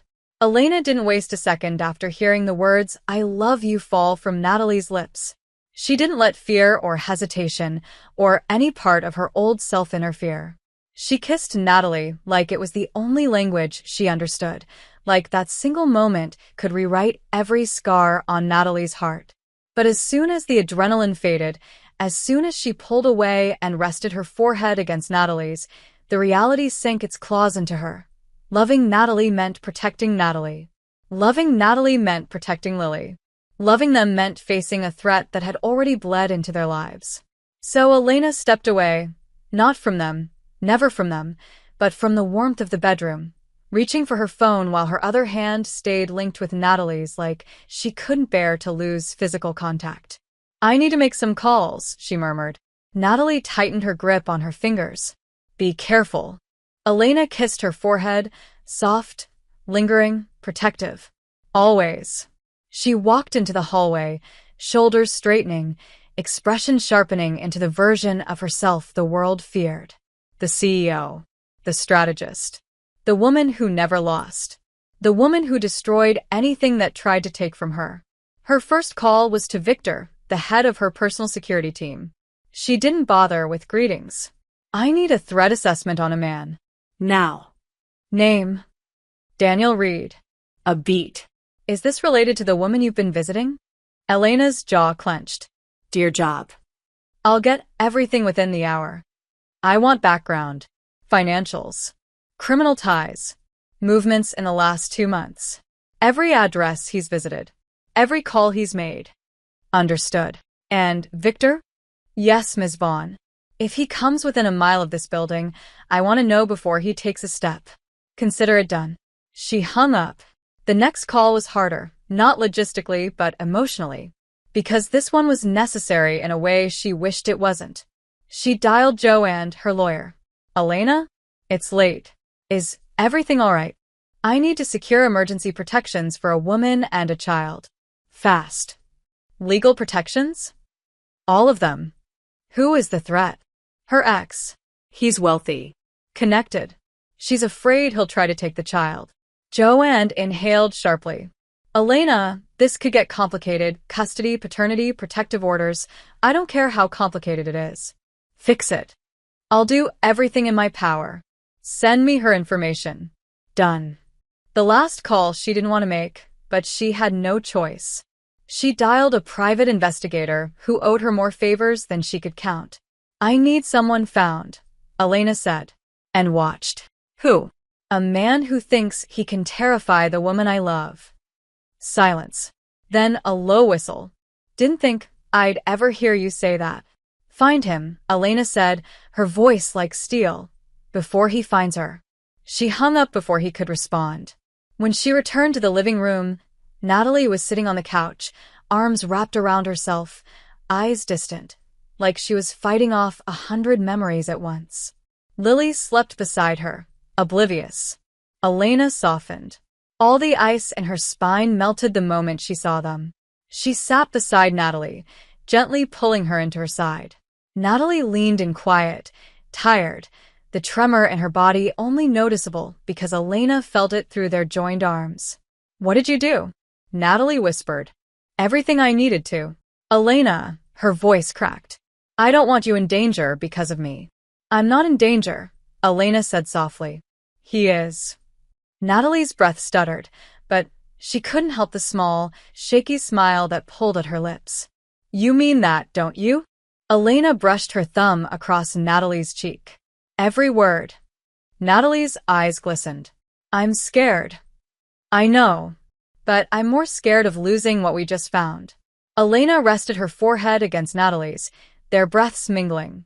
You're not losing me, she murmured. Not now. Not ever. Natalie closed her eyes and exhaled slowly. Let me show you something, she whispered.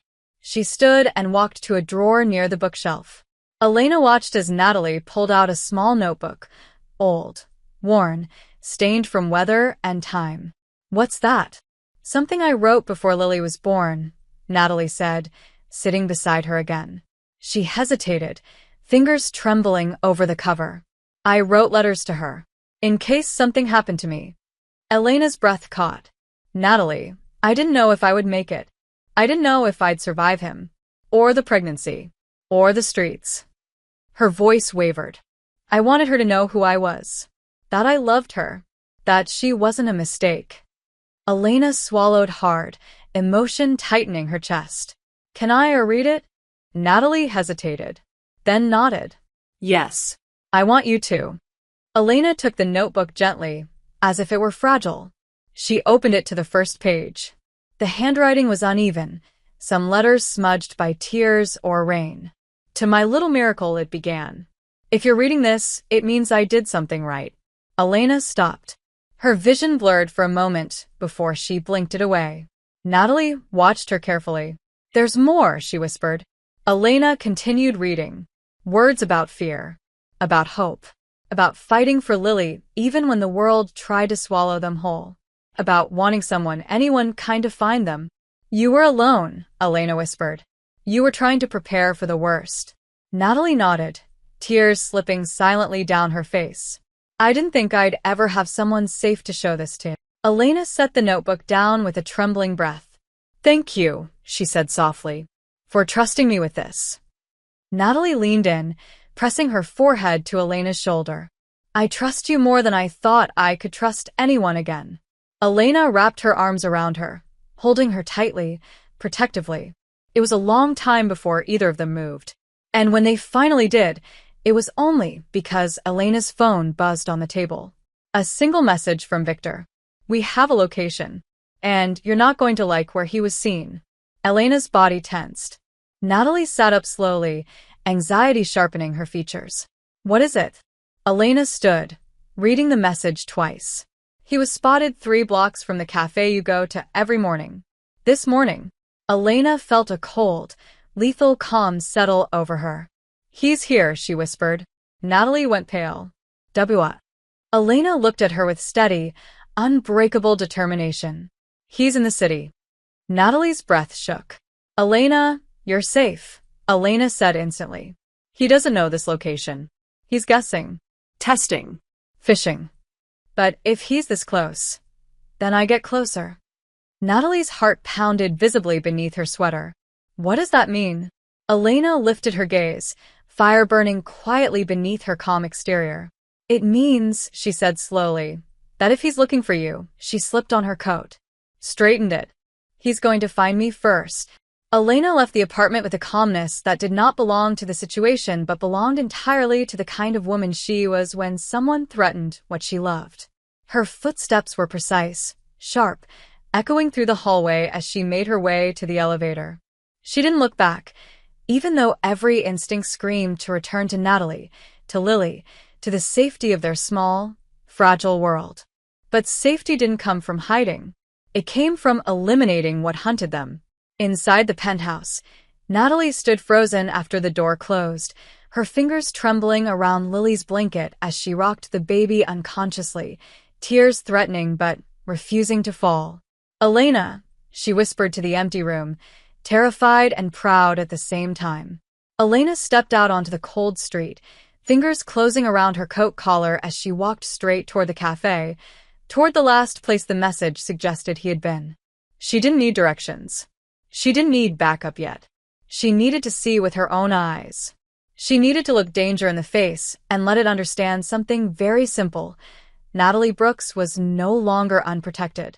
Halfway down the block, her phone vibrated. Victor. She answered without slowing her pace.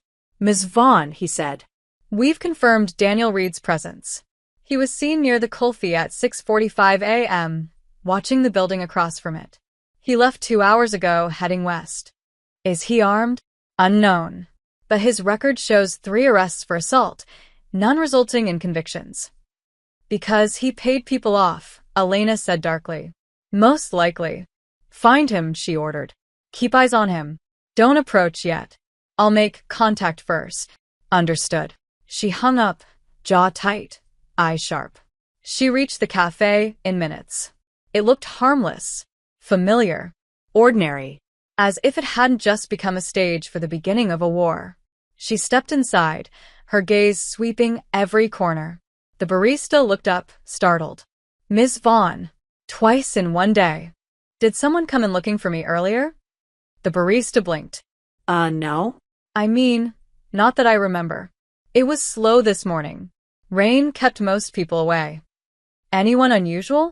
Anyone waiting outside? The barista hesitated. There was a guy standing across the street for a while. Hood up. Didn't order anything. Just watching. Elena's heart slowed to a dangerous rhythm. What did he look like? Tall. Maybe 6 feet? Light brown hair. Wearing a black jacket. Kind of angry looking. I didn't think much of it. That was enough. Elena's voice dropped. Thank you. She stepped outside. The rain was lighter now, but the city still glistened with the remnants of the morning storm. Elena walked to the opposite sidewalk, standing exactly where he would have stood. From here, he could see the cafe. He could see people entering and leaving. He could have seen Elena. He could have followed her. The thought made her vision darken. Her phone buzzed again. Victor. We found him, he said. He's at a hotel on West 43rd, checking out. He has a bag, travel size. Looks like he bought a new prepaid phone this morning. Don't let him leave, Elena said. But don't touch him. Not yet. I'm on my way. We'll keep eyes on him. Elena hailed a car. She didn't trust herself to drive. Rage could make her reckless, and reckless could make her dangerous in ways that left no room for subtlety. She needed clarity. She needed control. She needed precision. The driver took her through Midtown quickly, and Elena watched the city blur past with a clenched jaw and a heartbeat that pulsed like a countdown. When she arrived at the hotel, Victor was already waiting with two of her most discreet security operatives. He's in the lobby, Victor said quietly, sitting near the far wall, bag at his feet. He hasn't made a move since we spotted him. Elena nodded once. Stay back. I go alone. Miss Vaughn, he won't touch me, she said. But if he does, then you intervene. She walked into the lobby like a storm given human form. People glanced at her, then quickly looked away when they saw her expression. Her heels clicked against the marble floor, each step radiating a force that made the air feel thinner. She saw him immediately. Daniel Reed. He looked nothing like a man who deserved the devotion of a woman like Natalie. His posture was impatient, aggressive. His eyes shifted around the room, searching, calculating. And Elena felt something primal rise inside her. She walked straight toward him. When she stopped in front of him, he looked up, confused, then annoyed, then faintly intrigued. You're in my way, he said. Elena smiled, a cold, deadly curve of lips. Good. He frowned. Do I know you? Not yet. Then move. Elena leaned slightly closer. Do you know a woman named Natalie Brooks? The moment the name left her lips, his expression changed. Recognition. Anger. Possessiveness. Who the hell are you? He demanded. The woman who's going to tell you exactly what's going to happen next, Elena said. And believe me. She lowered her voice, her words slicing through the air like ice. You should listen. Daniel stood, puffing himself up like a man who thought intimidation was a currency that could buy him power. Where's she? He hissed. Elena didn't blink. Far from you. She has something that belongs to me. Elena's eyes flashed. She owes you nothing. The kid is mine. Elena stepped closer until only inches separated them. You don't get to call Lily anything. Who the hell are you to say that? Elena smiled again, this time sharper. I'm the woman protecting them. Daniel's jaw flexed. Protecting her from what? From me. From the man who made her write letters to her unborn child because she thought she wouldn't survive you, Elena said softly. Daniel's face tightened. Something ugly flickered in his eyes. She ran from me, he spit. She took my kid. Lily is not yours, Elena said, her voice calm but lethal. She's hers, and you will not go near them. He laughed, a bitter, mocking sound. Who are you to tell me that? Elena reached into her coat and pulled out a single card. Black. Unmarked except for her name in silver. Elena Vaughn, Vaughn Enterprises. Daniel blinked. You're the… Yes. His mouth opened slightly, shock rippling across his face. He wasn't expecting someone powerful. He wasn't expecting someone untouchable. He wasn't expecting someone willing to burn the world down for someone else. Elena continued, her voice steady and soft. If you try to find her again, every door in this city will close to you. Every job you apply for will mysteriously disappear. Every opportunity will turn to dust. You will become invisible to the world, not because you ran, but because I decided you no longer exist. Daniel swallowed. Are you threatening me? Not at all, Elena said. I'm promising you facts. You can't control my life. Watch me. Her calmness frightened him more than yelling ever could have. He took a step back. Elena followed. Leave the city, she said. Now. Today. And never come back. You can't keep me from her. I already have, Elena said. She doesn't want you. She doesn't fear you anymore. And she doesn't belong to you. Daniel clenched his fists. And who does she belong to? You? Elena didn't look away. Didn't blink. Didn't hesitate. No, she said quietly. She belongs only to herself. A beat. But she's loved. And she's safe. And you will never touch her again. Daniel stared at her, something ugly and frightened twisting behind his eyes. You're crazy, he whispered. No, Elena replied. I'm in love. And then she turned her back on him, because turning away was the greatest display of dominance she could offer. A gesture that said he wasn't a threat. He wasn't a danger. He was nothing. Victor and the guards moved in subtly as she walked away, ensuring Daniel didn't follow. Elena stepped outside, exhaling slowly, her composure cracking only when she was alone on the sidewalk. Her hands shook, not from fear, but from the adrenaline of protecting the two people who mattered most. Her phone buzzed. A message from Natalie. Are you okay? Please come home. Elena typed back instantly. On my way. And she walked faster than she ever had in her life. Elena didn't remember the elevator ride up. She didn't remember the walk through the hallway. She barely remembered opening the door. What she remembered, what she felt in the very center of her chest, was the second she stepped back inside the apartment and saw Natalie. Natalie was standing in the living room, Lily cradled against her chest, rocking the baby with trembling arms. Her eyes were red, but she wasn't crying. Not yet. She stood completely still when she saw Elena, as if her body didn't know what to do, with a flood of relief. Elena, she whispered. Elena shut the door quietly behind her, leaning against it for a moment because the sight of them, her girls, her heart, her purpose, hit her harder than any corporate battle ever had. I'm okay, Elena said softly.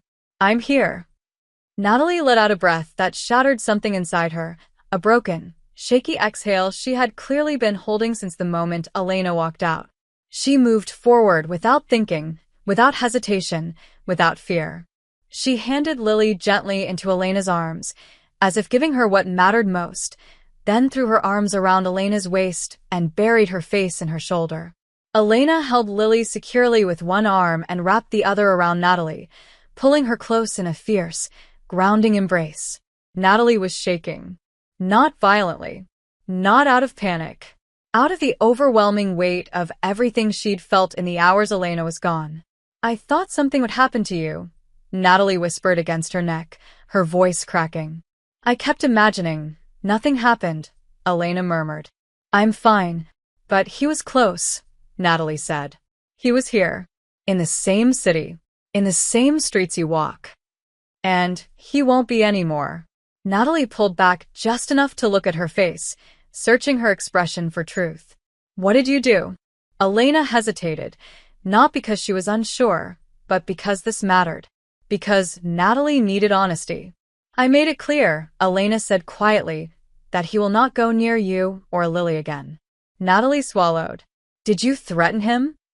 Elena didn't blink. Yes. Elena, I promised what I could deliver, Elena said. I made it clear that if he keeps trying to find you, he will lose everything he cares about. And if he doesn't believe you, he does. Natalie closed her eyes for a moment, breath trembling.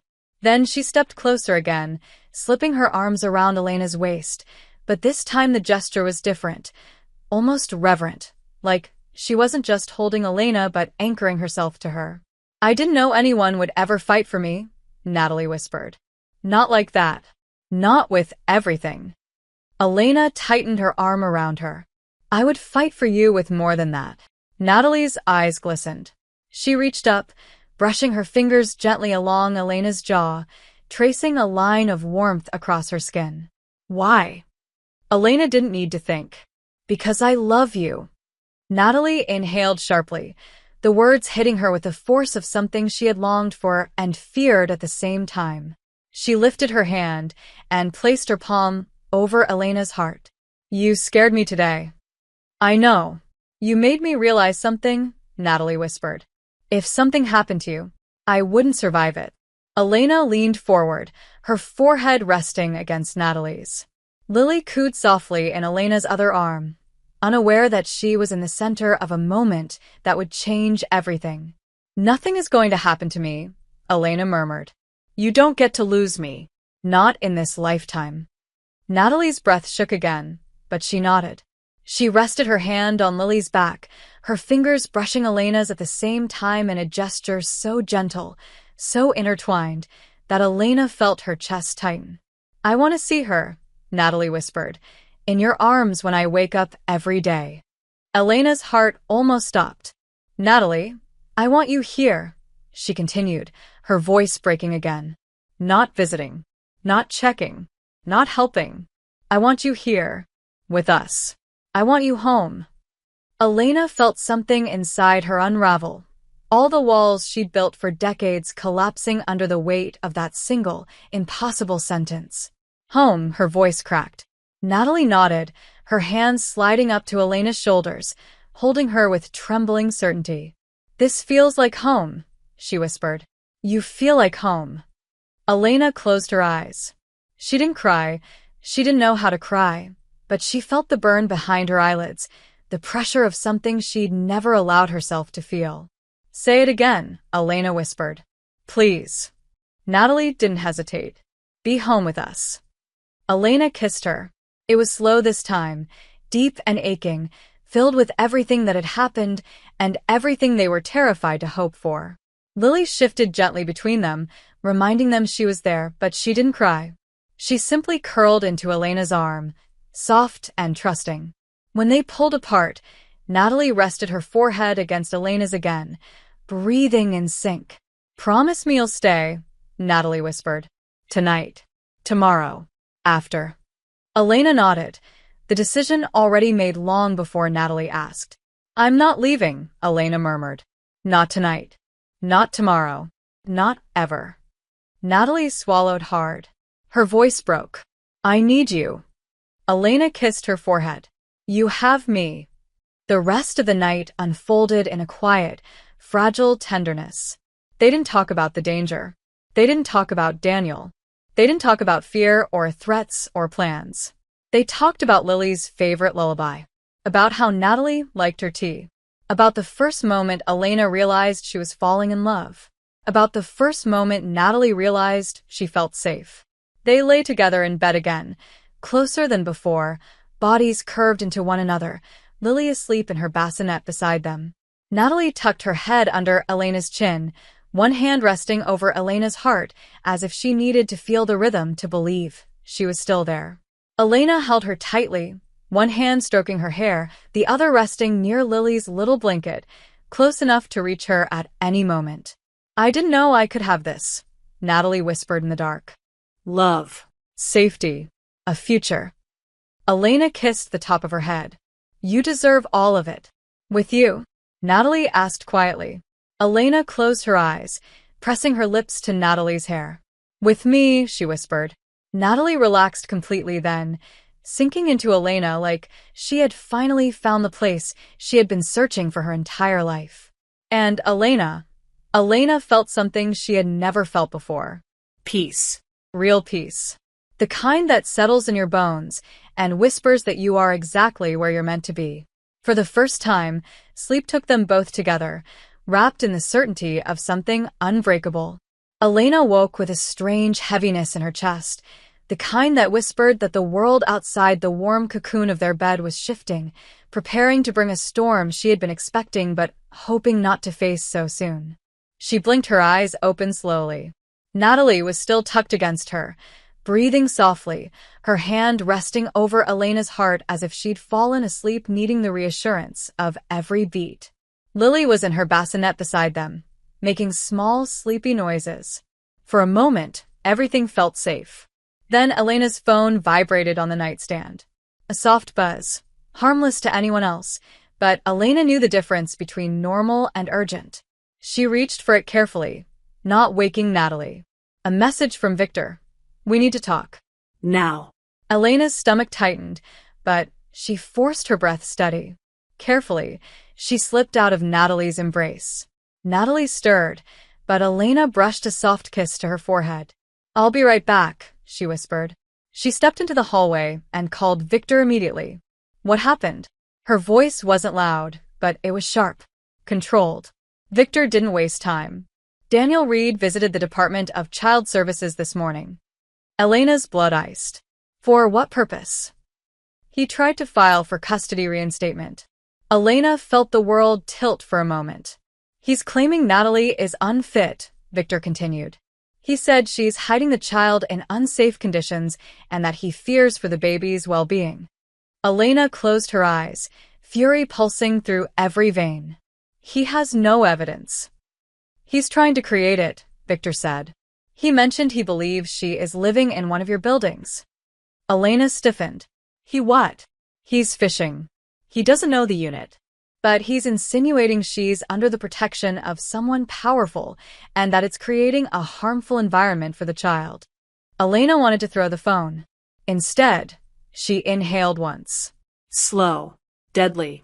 What do we do? Victor asked. Elena answered with absolute clarity. We get ahead of him. How? Elena opened her eyes, the steel in them enough to cut glass. He wants a war in court? She turned, gaze drifting back to the bedroom where Natalie and Lily slept unaware. Then I'll give him one. She ended the call and walked slowly back to the room. She wasn't sure what expression she wore, determination, fear, love, something more primal. But when she stepped inside, Natalie was awake. She sat upright in bed, hair messy, sleep still clinging to her, but her eyes were worried. You disappeared, Natalie whispered. Only for a minute, Elena said gently. Natalie studied her, then exhaled shakily. Your face, something's wrong. Elena hesitated. She didn't want to tell her yet. She wanted one more hour, one more moment of peace. But hiding things was not how love worked. So she sat beside Natalie and took her hands. I need you to listen carefully, Elena said. Natalie's fingers tightened. Okay. Elena brushed her thumb over the back of her hand. Daniel went to child services this morning. The air vanished from the room. Natalie's breath broke. WI? What does he want? Custody, Elena said softly. Natalie went white. No, he petitioned to reopen his case. He claims you're hiding Lily in unsafe conditions. We're not. Elena, I'm caring for her, you help me, we're. Her voice cracked violently. I'm a good mother.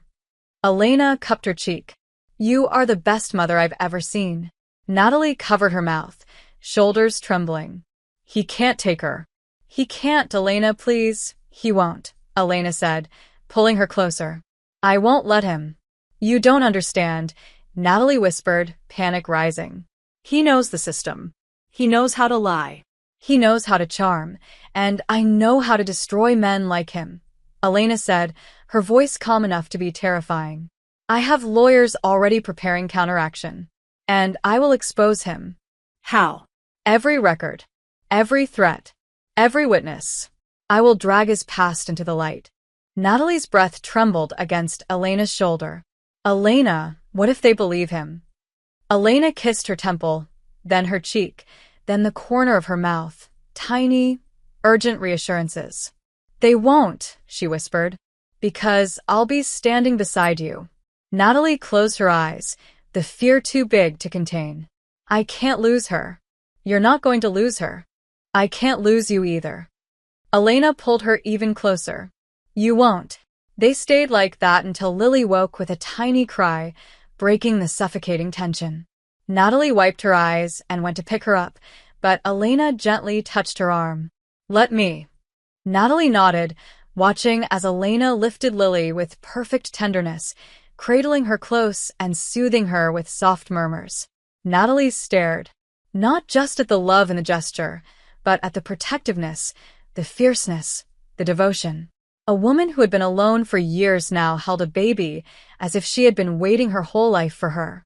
The realization hit Natalie harder than any fear. Elena, she whispered. Elena looked up. Yes. Do you want this? Elena blinked. Want what? A family, Natalie said softly. With me. With Lily. The world seemed to still. Elena did not answer immediately. She didn't speak until she knew her voice would hold. I already have it, she said. Natalie's breath caught. Lily cooed in Elena's arms as if confirming it. But the moment was shattered by a knock at the door. A firm, official knock. Not loud, not aggressive, but unmistakably institutional. Elena handed Lily to Natalie, her body instantly shifting into protective mode. "Stay behind me."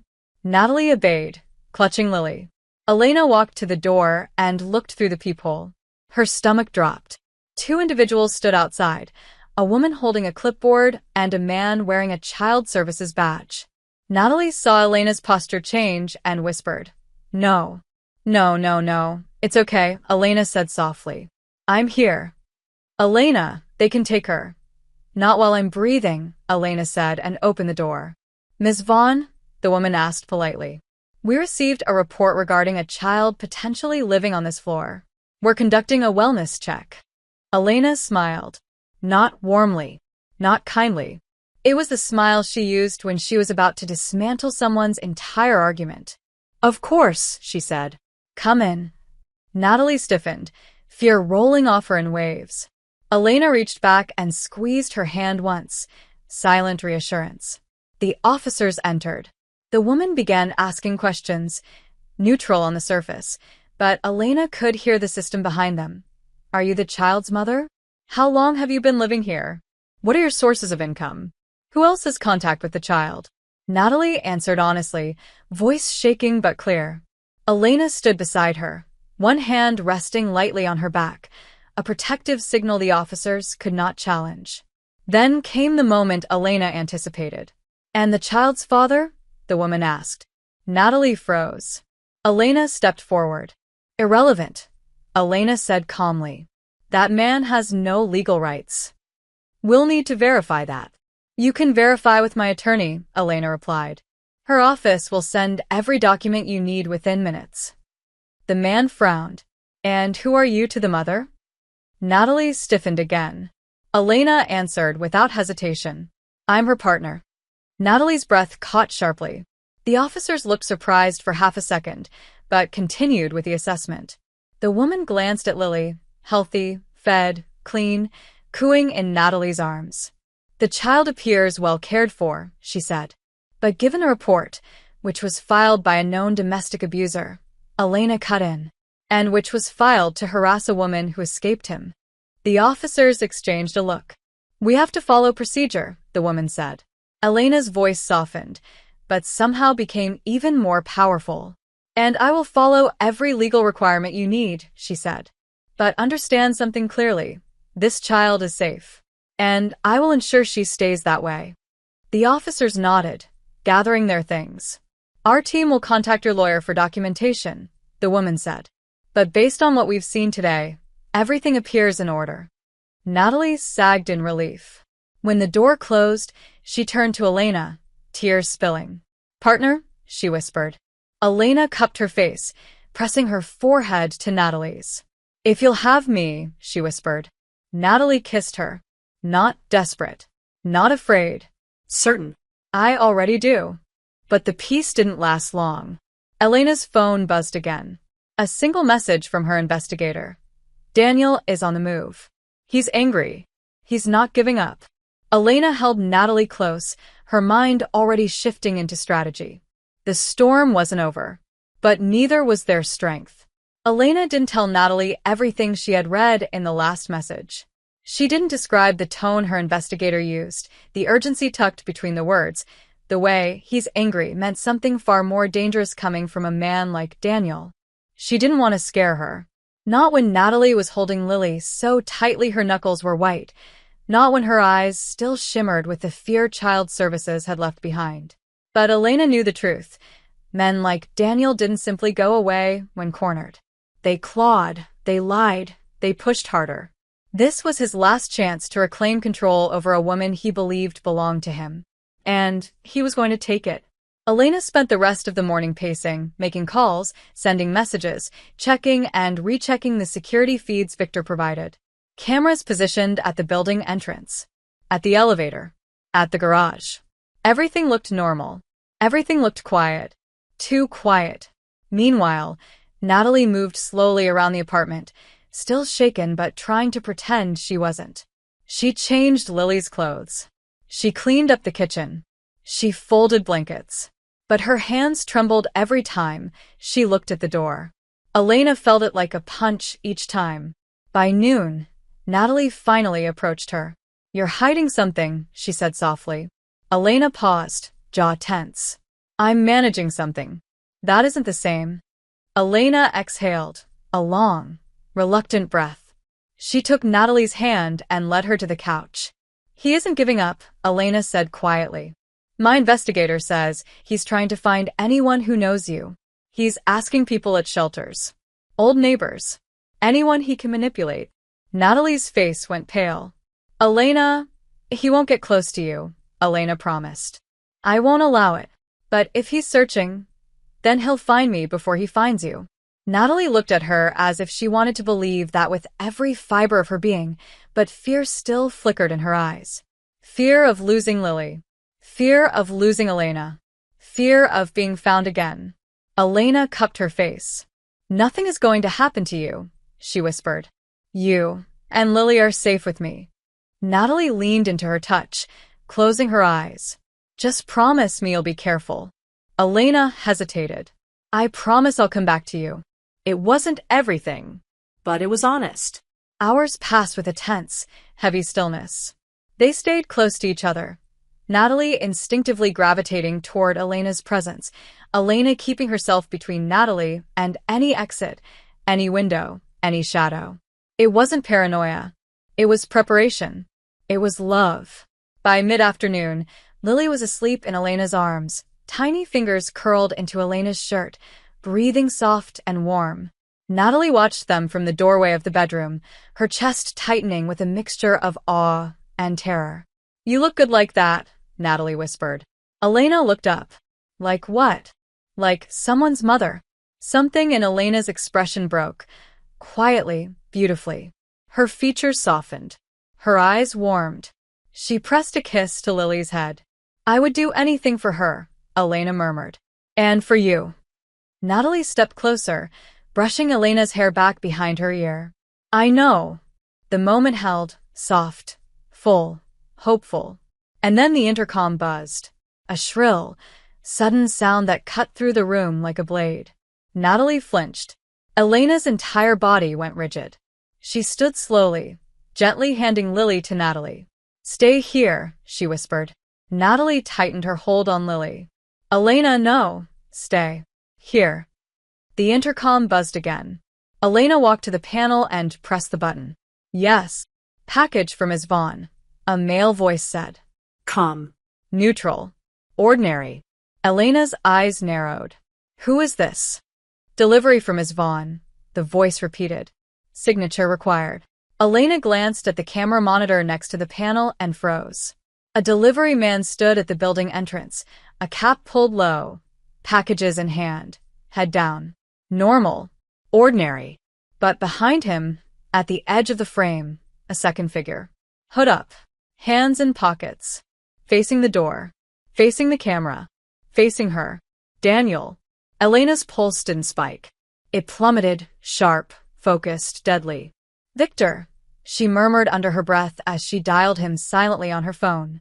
"Front entrance." "Now." "Already moving," Victor answered. Elena didn't open the door. "Leave the package," she said into the intercom.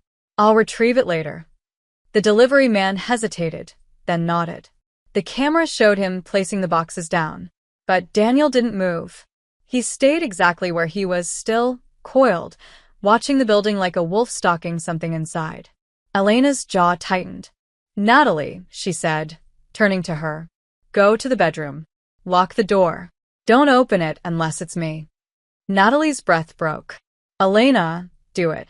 Natalie nodded, hugging Lily tightly as she hurried to the bedroom, closing the door behind her. Elena turned back to the monitor. Daniel stepped closer to the entrance. Closer. Closer. He reached out, tested the handle, found it locked.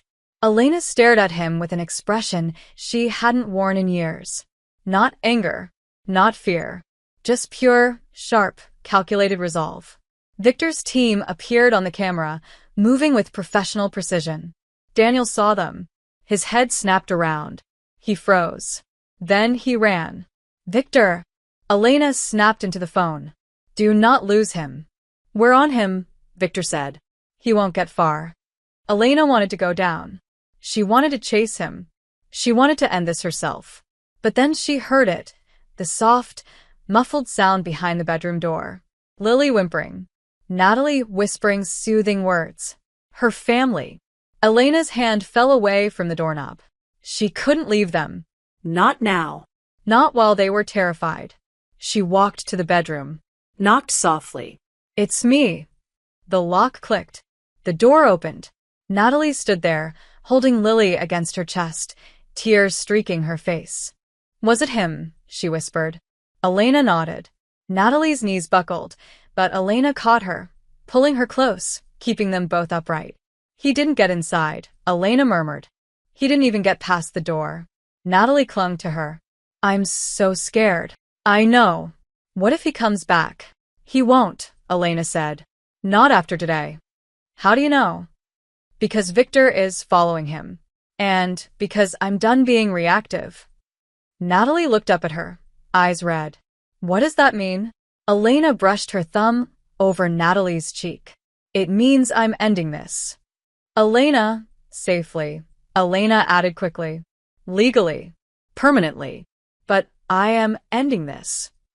Natalie swallowed hard. And us. You're my priority, Elena whispered. You and Lily. Everything I do now is for you. Natalie pressed her forehead to Elena's chest, breathing her in. I can't lose you, she whispered. You aren't going to, Elena murmured, kissing the top of her head. I'm right here. Victor called an hour later. We have him, he said. He tried to leave the city. We intercepted. And, Elena asked. He made threats. Many. All recorded. We have enough for a restraining order and criminal charges. Elena exhaled slowly. Good. Hold him. For how long? Until my lawyer arrives. Elena hung up and turned to find Natalie watching her, Lily asleep in her arms. It's almost over, Elena said softly. Natalie's lip trembled. I want it to be over. I want us to be free. Elena walked to her, cupping her face with both hands. We will be, she whispered. Tomorrow. Natalie searched her eyes. Tomorrow? Tomorrow, Elena repeated. I'll fix everything. Natalie leaned into her touch, closing her eyes. I trust you, she whispered. Elena kissed her, slow, steady, full of love that went deeper than fear. I know, Elena murmured. And I won't let you down. They held each other long into the night, the storm outside silent but heavy, waiting for the morning that would change everything forever. Elena didn't sleep that night. Not really. She lay awake with Natalie curled against her, holding her like something precious and irreplaceable, every rise and fall of Natalie's breath grounding her in a way she had never known she needed. Lily slept quietly beside them, unaware that the world outside had nearly cracked open, unaware that her entire future was hanging in the balance of what Elena would do at sunrise. Elena watched them, really watched them, and the truth settled deep in her bones. She wasn't doing this because she felt responsible. She wasn't doing this because of guilt or duty or the illusion of rescue. She was doing it because she loved them, both of them, because they were hers. When dawn bled into the room, soft and gold, Elena slipped out of bed and dressed quietly, her movements silent and controlled. Natalie stirred but didn't fully wake, only reaching out for Elena unconsciously. Elena paused, her heart tightening, and brushed a kiss against Natalie's forehead. I'll be back, she whispered. I promise. She left before the fear could swallow her. Victor met her downstairs, face grim. He's still in holding, Victor said. Your attorney is already there. Elena nodded once. Let's finish this. They drove to the precinct in silence, though the quiet wasn't uncomfortable. Elena's mind was sharp, focused, deadly calm. She walked inside with steps that echoed across the corridor, a straight line of determination that made officers step aside without knowing why. Joanne, her lawyer, stood waiting. Morning, Joanne said, though her tone was cautious. We're ready whenever you are. I'm ready now, Elena said. Daniel sat in the interview room, handcuffed to the table, eyes bloodshot from lack of sleep and too much rage. When he saw Elena enter, he smirked. Come to threaten me again? No, Elena said, pulling out the chair opposite him and sitting with unnerving calm. I came to finish this. Daniel laughed, leaning back with mock confidence. Finish what? I have rights. I'm the father. You're nothing, Elena said softly. His smirk faltered. Elena slid a folder across the table. Inside this file is everything Child Services needs. Police reports, witness statements, text messages, a recording of you threatening Natalie last night, evidence of previous violence, statements from 2 hospitals you visited after hurting her. Daniel stiffened. You have no right. I have every right, Elena said, because you filed a false claim against a mother, and because you dared to terrify a woman I love. He scoffed. Love?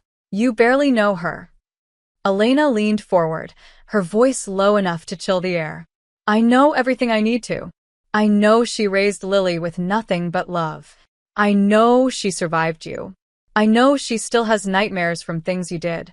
I know she tried to protect her baby even before she was born. And I know that I will make damn sure she never has to fear you again. Daniel's jaw tightened. You think you can take everything from me? Elena's eyes sharpened. I already did. Joanne stepped forward.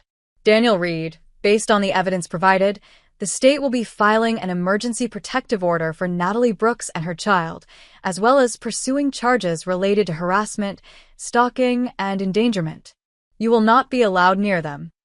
Daniel's face collapsed. His control finally cracked. This is ridiculous. She's mine. She was always mine. Something in Elena snapped at that. Not violently, not loudly, but absolutely. No, she said. She never was. And she never will be. And Lily is a child, not a possession. Daniel shook with anger, but it didn't matter. Elena had won. Legally.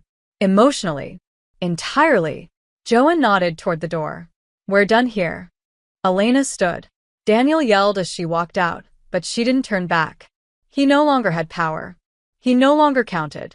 Victor followed her outside. It's over, he said. Elena nodded, though her chest still ached with something fragile and painful. Let's go home. When she returned to the apartment, she expected panic, worry, or tears. She didn't expect what she found. Natalie stood waiting in the living room, Lily in her arms, both still in pajamas. Natalie's hair was messy from sleep, her eyes soft but swollen from crying earlier. But when she saw Elena really saw her, she smiled. Not small, not hesitant. Full. Warm. Radiant. You're back, Natalie whispered. Elena felt something inside her chest crumble. I told you I would be. Natalie walked toward her, slowly, as if approaching something sacred. She placed Lily in Elena's arms, guiding the baby gently toward her. Lily smiled immediately, as if her whole tiny world had finally lined up the way it was supposed to. Natalie watched them with tears in her eyes. What happened? Elena exhaled, brushing Lily's forehead with her lips. It's over, she murmured. Legally. Permanently. He can't go near you. Or Lily. Or this building. Or anything connected to us. Natalie covered her mouth, a sob of relief breaking from her chest. Elena stepped closer, shifting Lily to one arm so she could touch Natalie's cheek. You're safe, Elena whispered. Both of you. Natalie surged forward and kissed her. Hard. Full. Trembling. Elena kissed her back instantly, dropping every barrier, every hesitation, every fear she had ever carried. They kissed like the world had finally given them permission to breathe. When they finally parted, Natalie touched Elena's forehead with hers. You saved us, she whispered. Elena shook her head.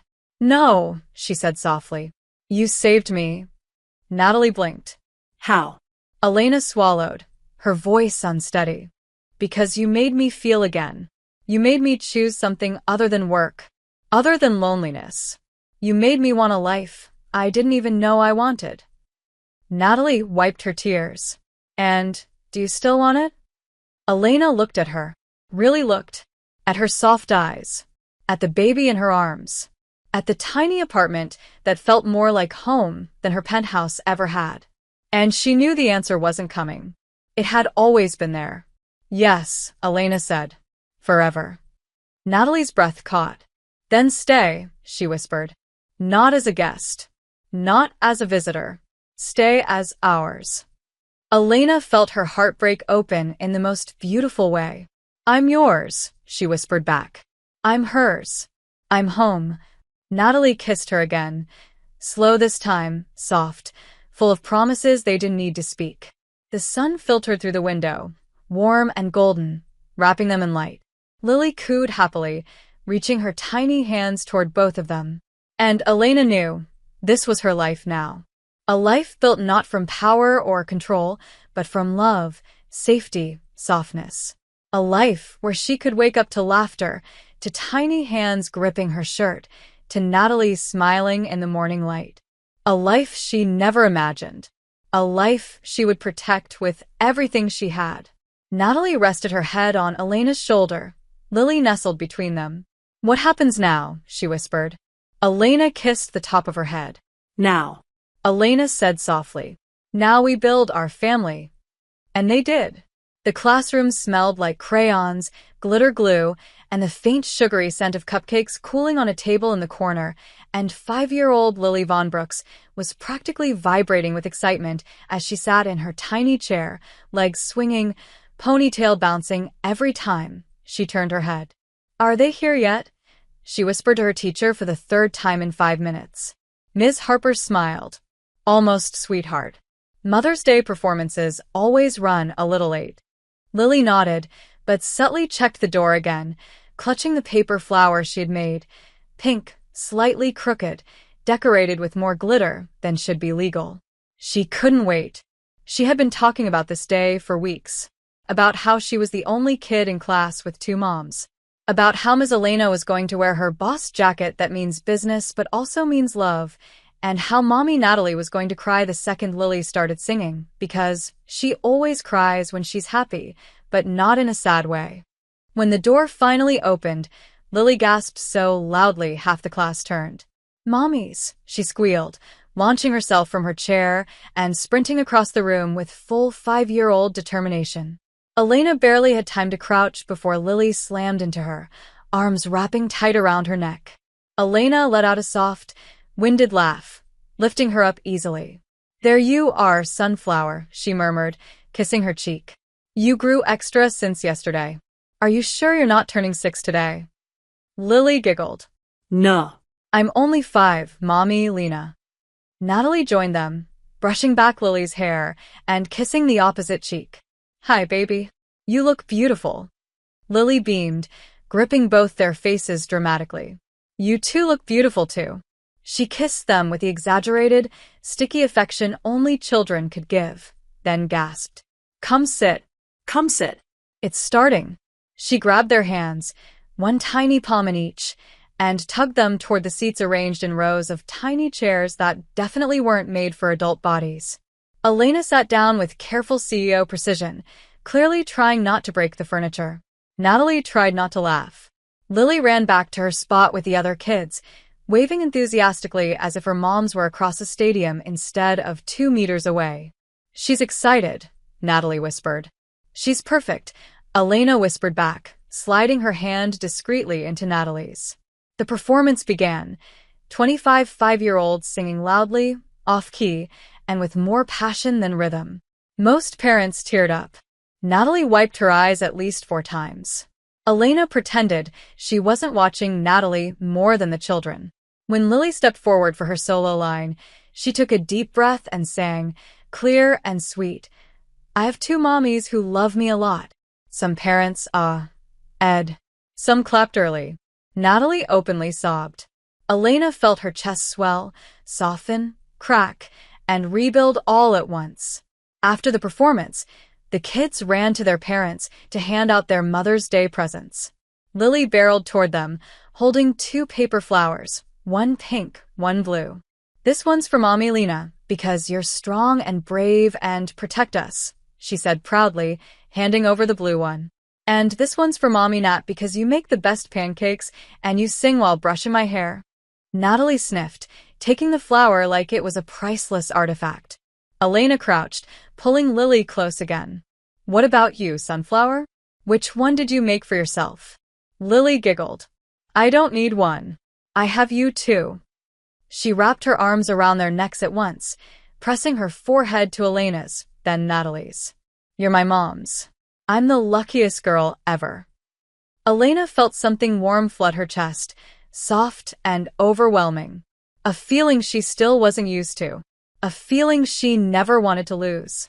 She looked at Natalie, whose eyes shimmered with the same emotion. Without thinking, Elena leaned over and kissed her, quick, soft, tender. Lily squealed happily and hugged them tighter. Family sandwich, she declared, squeezing them with all her tiny strength. Other parents looked over with smiles. A few with admiration. No one judged. And even if they had, it wouldn't have mattered. Elena had everything she'd ever wanted in her arms. And she would spend the rest of her life protecting it. Lily tugged their hands, pulling them toward the cupcakes. Come on. We have to celebrate. Elena let Lily drag her across the classroom. Yes, ma'am, she said, mock serious. Natalie laughed, looping her arm through Elena's as they walked. Lily spun ahead of them, ponytail bouncing, singing her Mother's Day song under her breath. Elena watched her. This little life she hadn't planned for, hadn't expected, but now couldn't exist without. She squeezed Natalie's hand. Happy Mother's Day, she murmured. Natalie rested her head briefly on Elena's shoulder. Happy Mother's Day, she whispered back. Their daughter turned and beamed at them, arms wide like she was welcoming them into the world she adored. And in that classroom filled with glitter, music, and cupcakes, Elena knew one truth with absolute certainty. She had saved Natalie and Lily once, but they had saved her every day since. Thank you so much for being here and for believing in this channel. If you feel in your heart, you can donate with super thanks so I can focus more and more on this project. Your support helps me keep creating these love stories and bringing them to life for you. See you in the next video.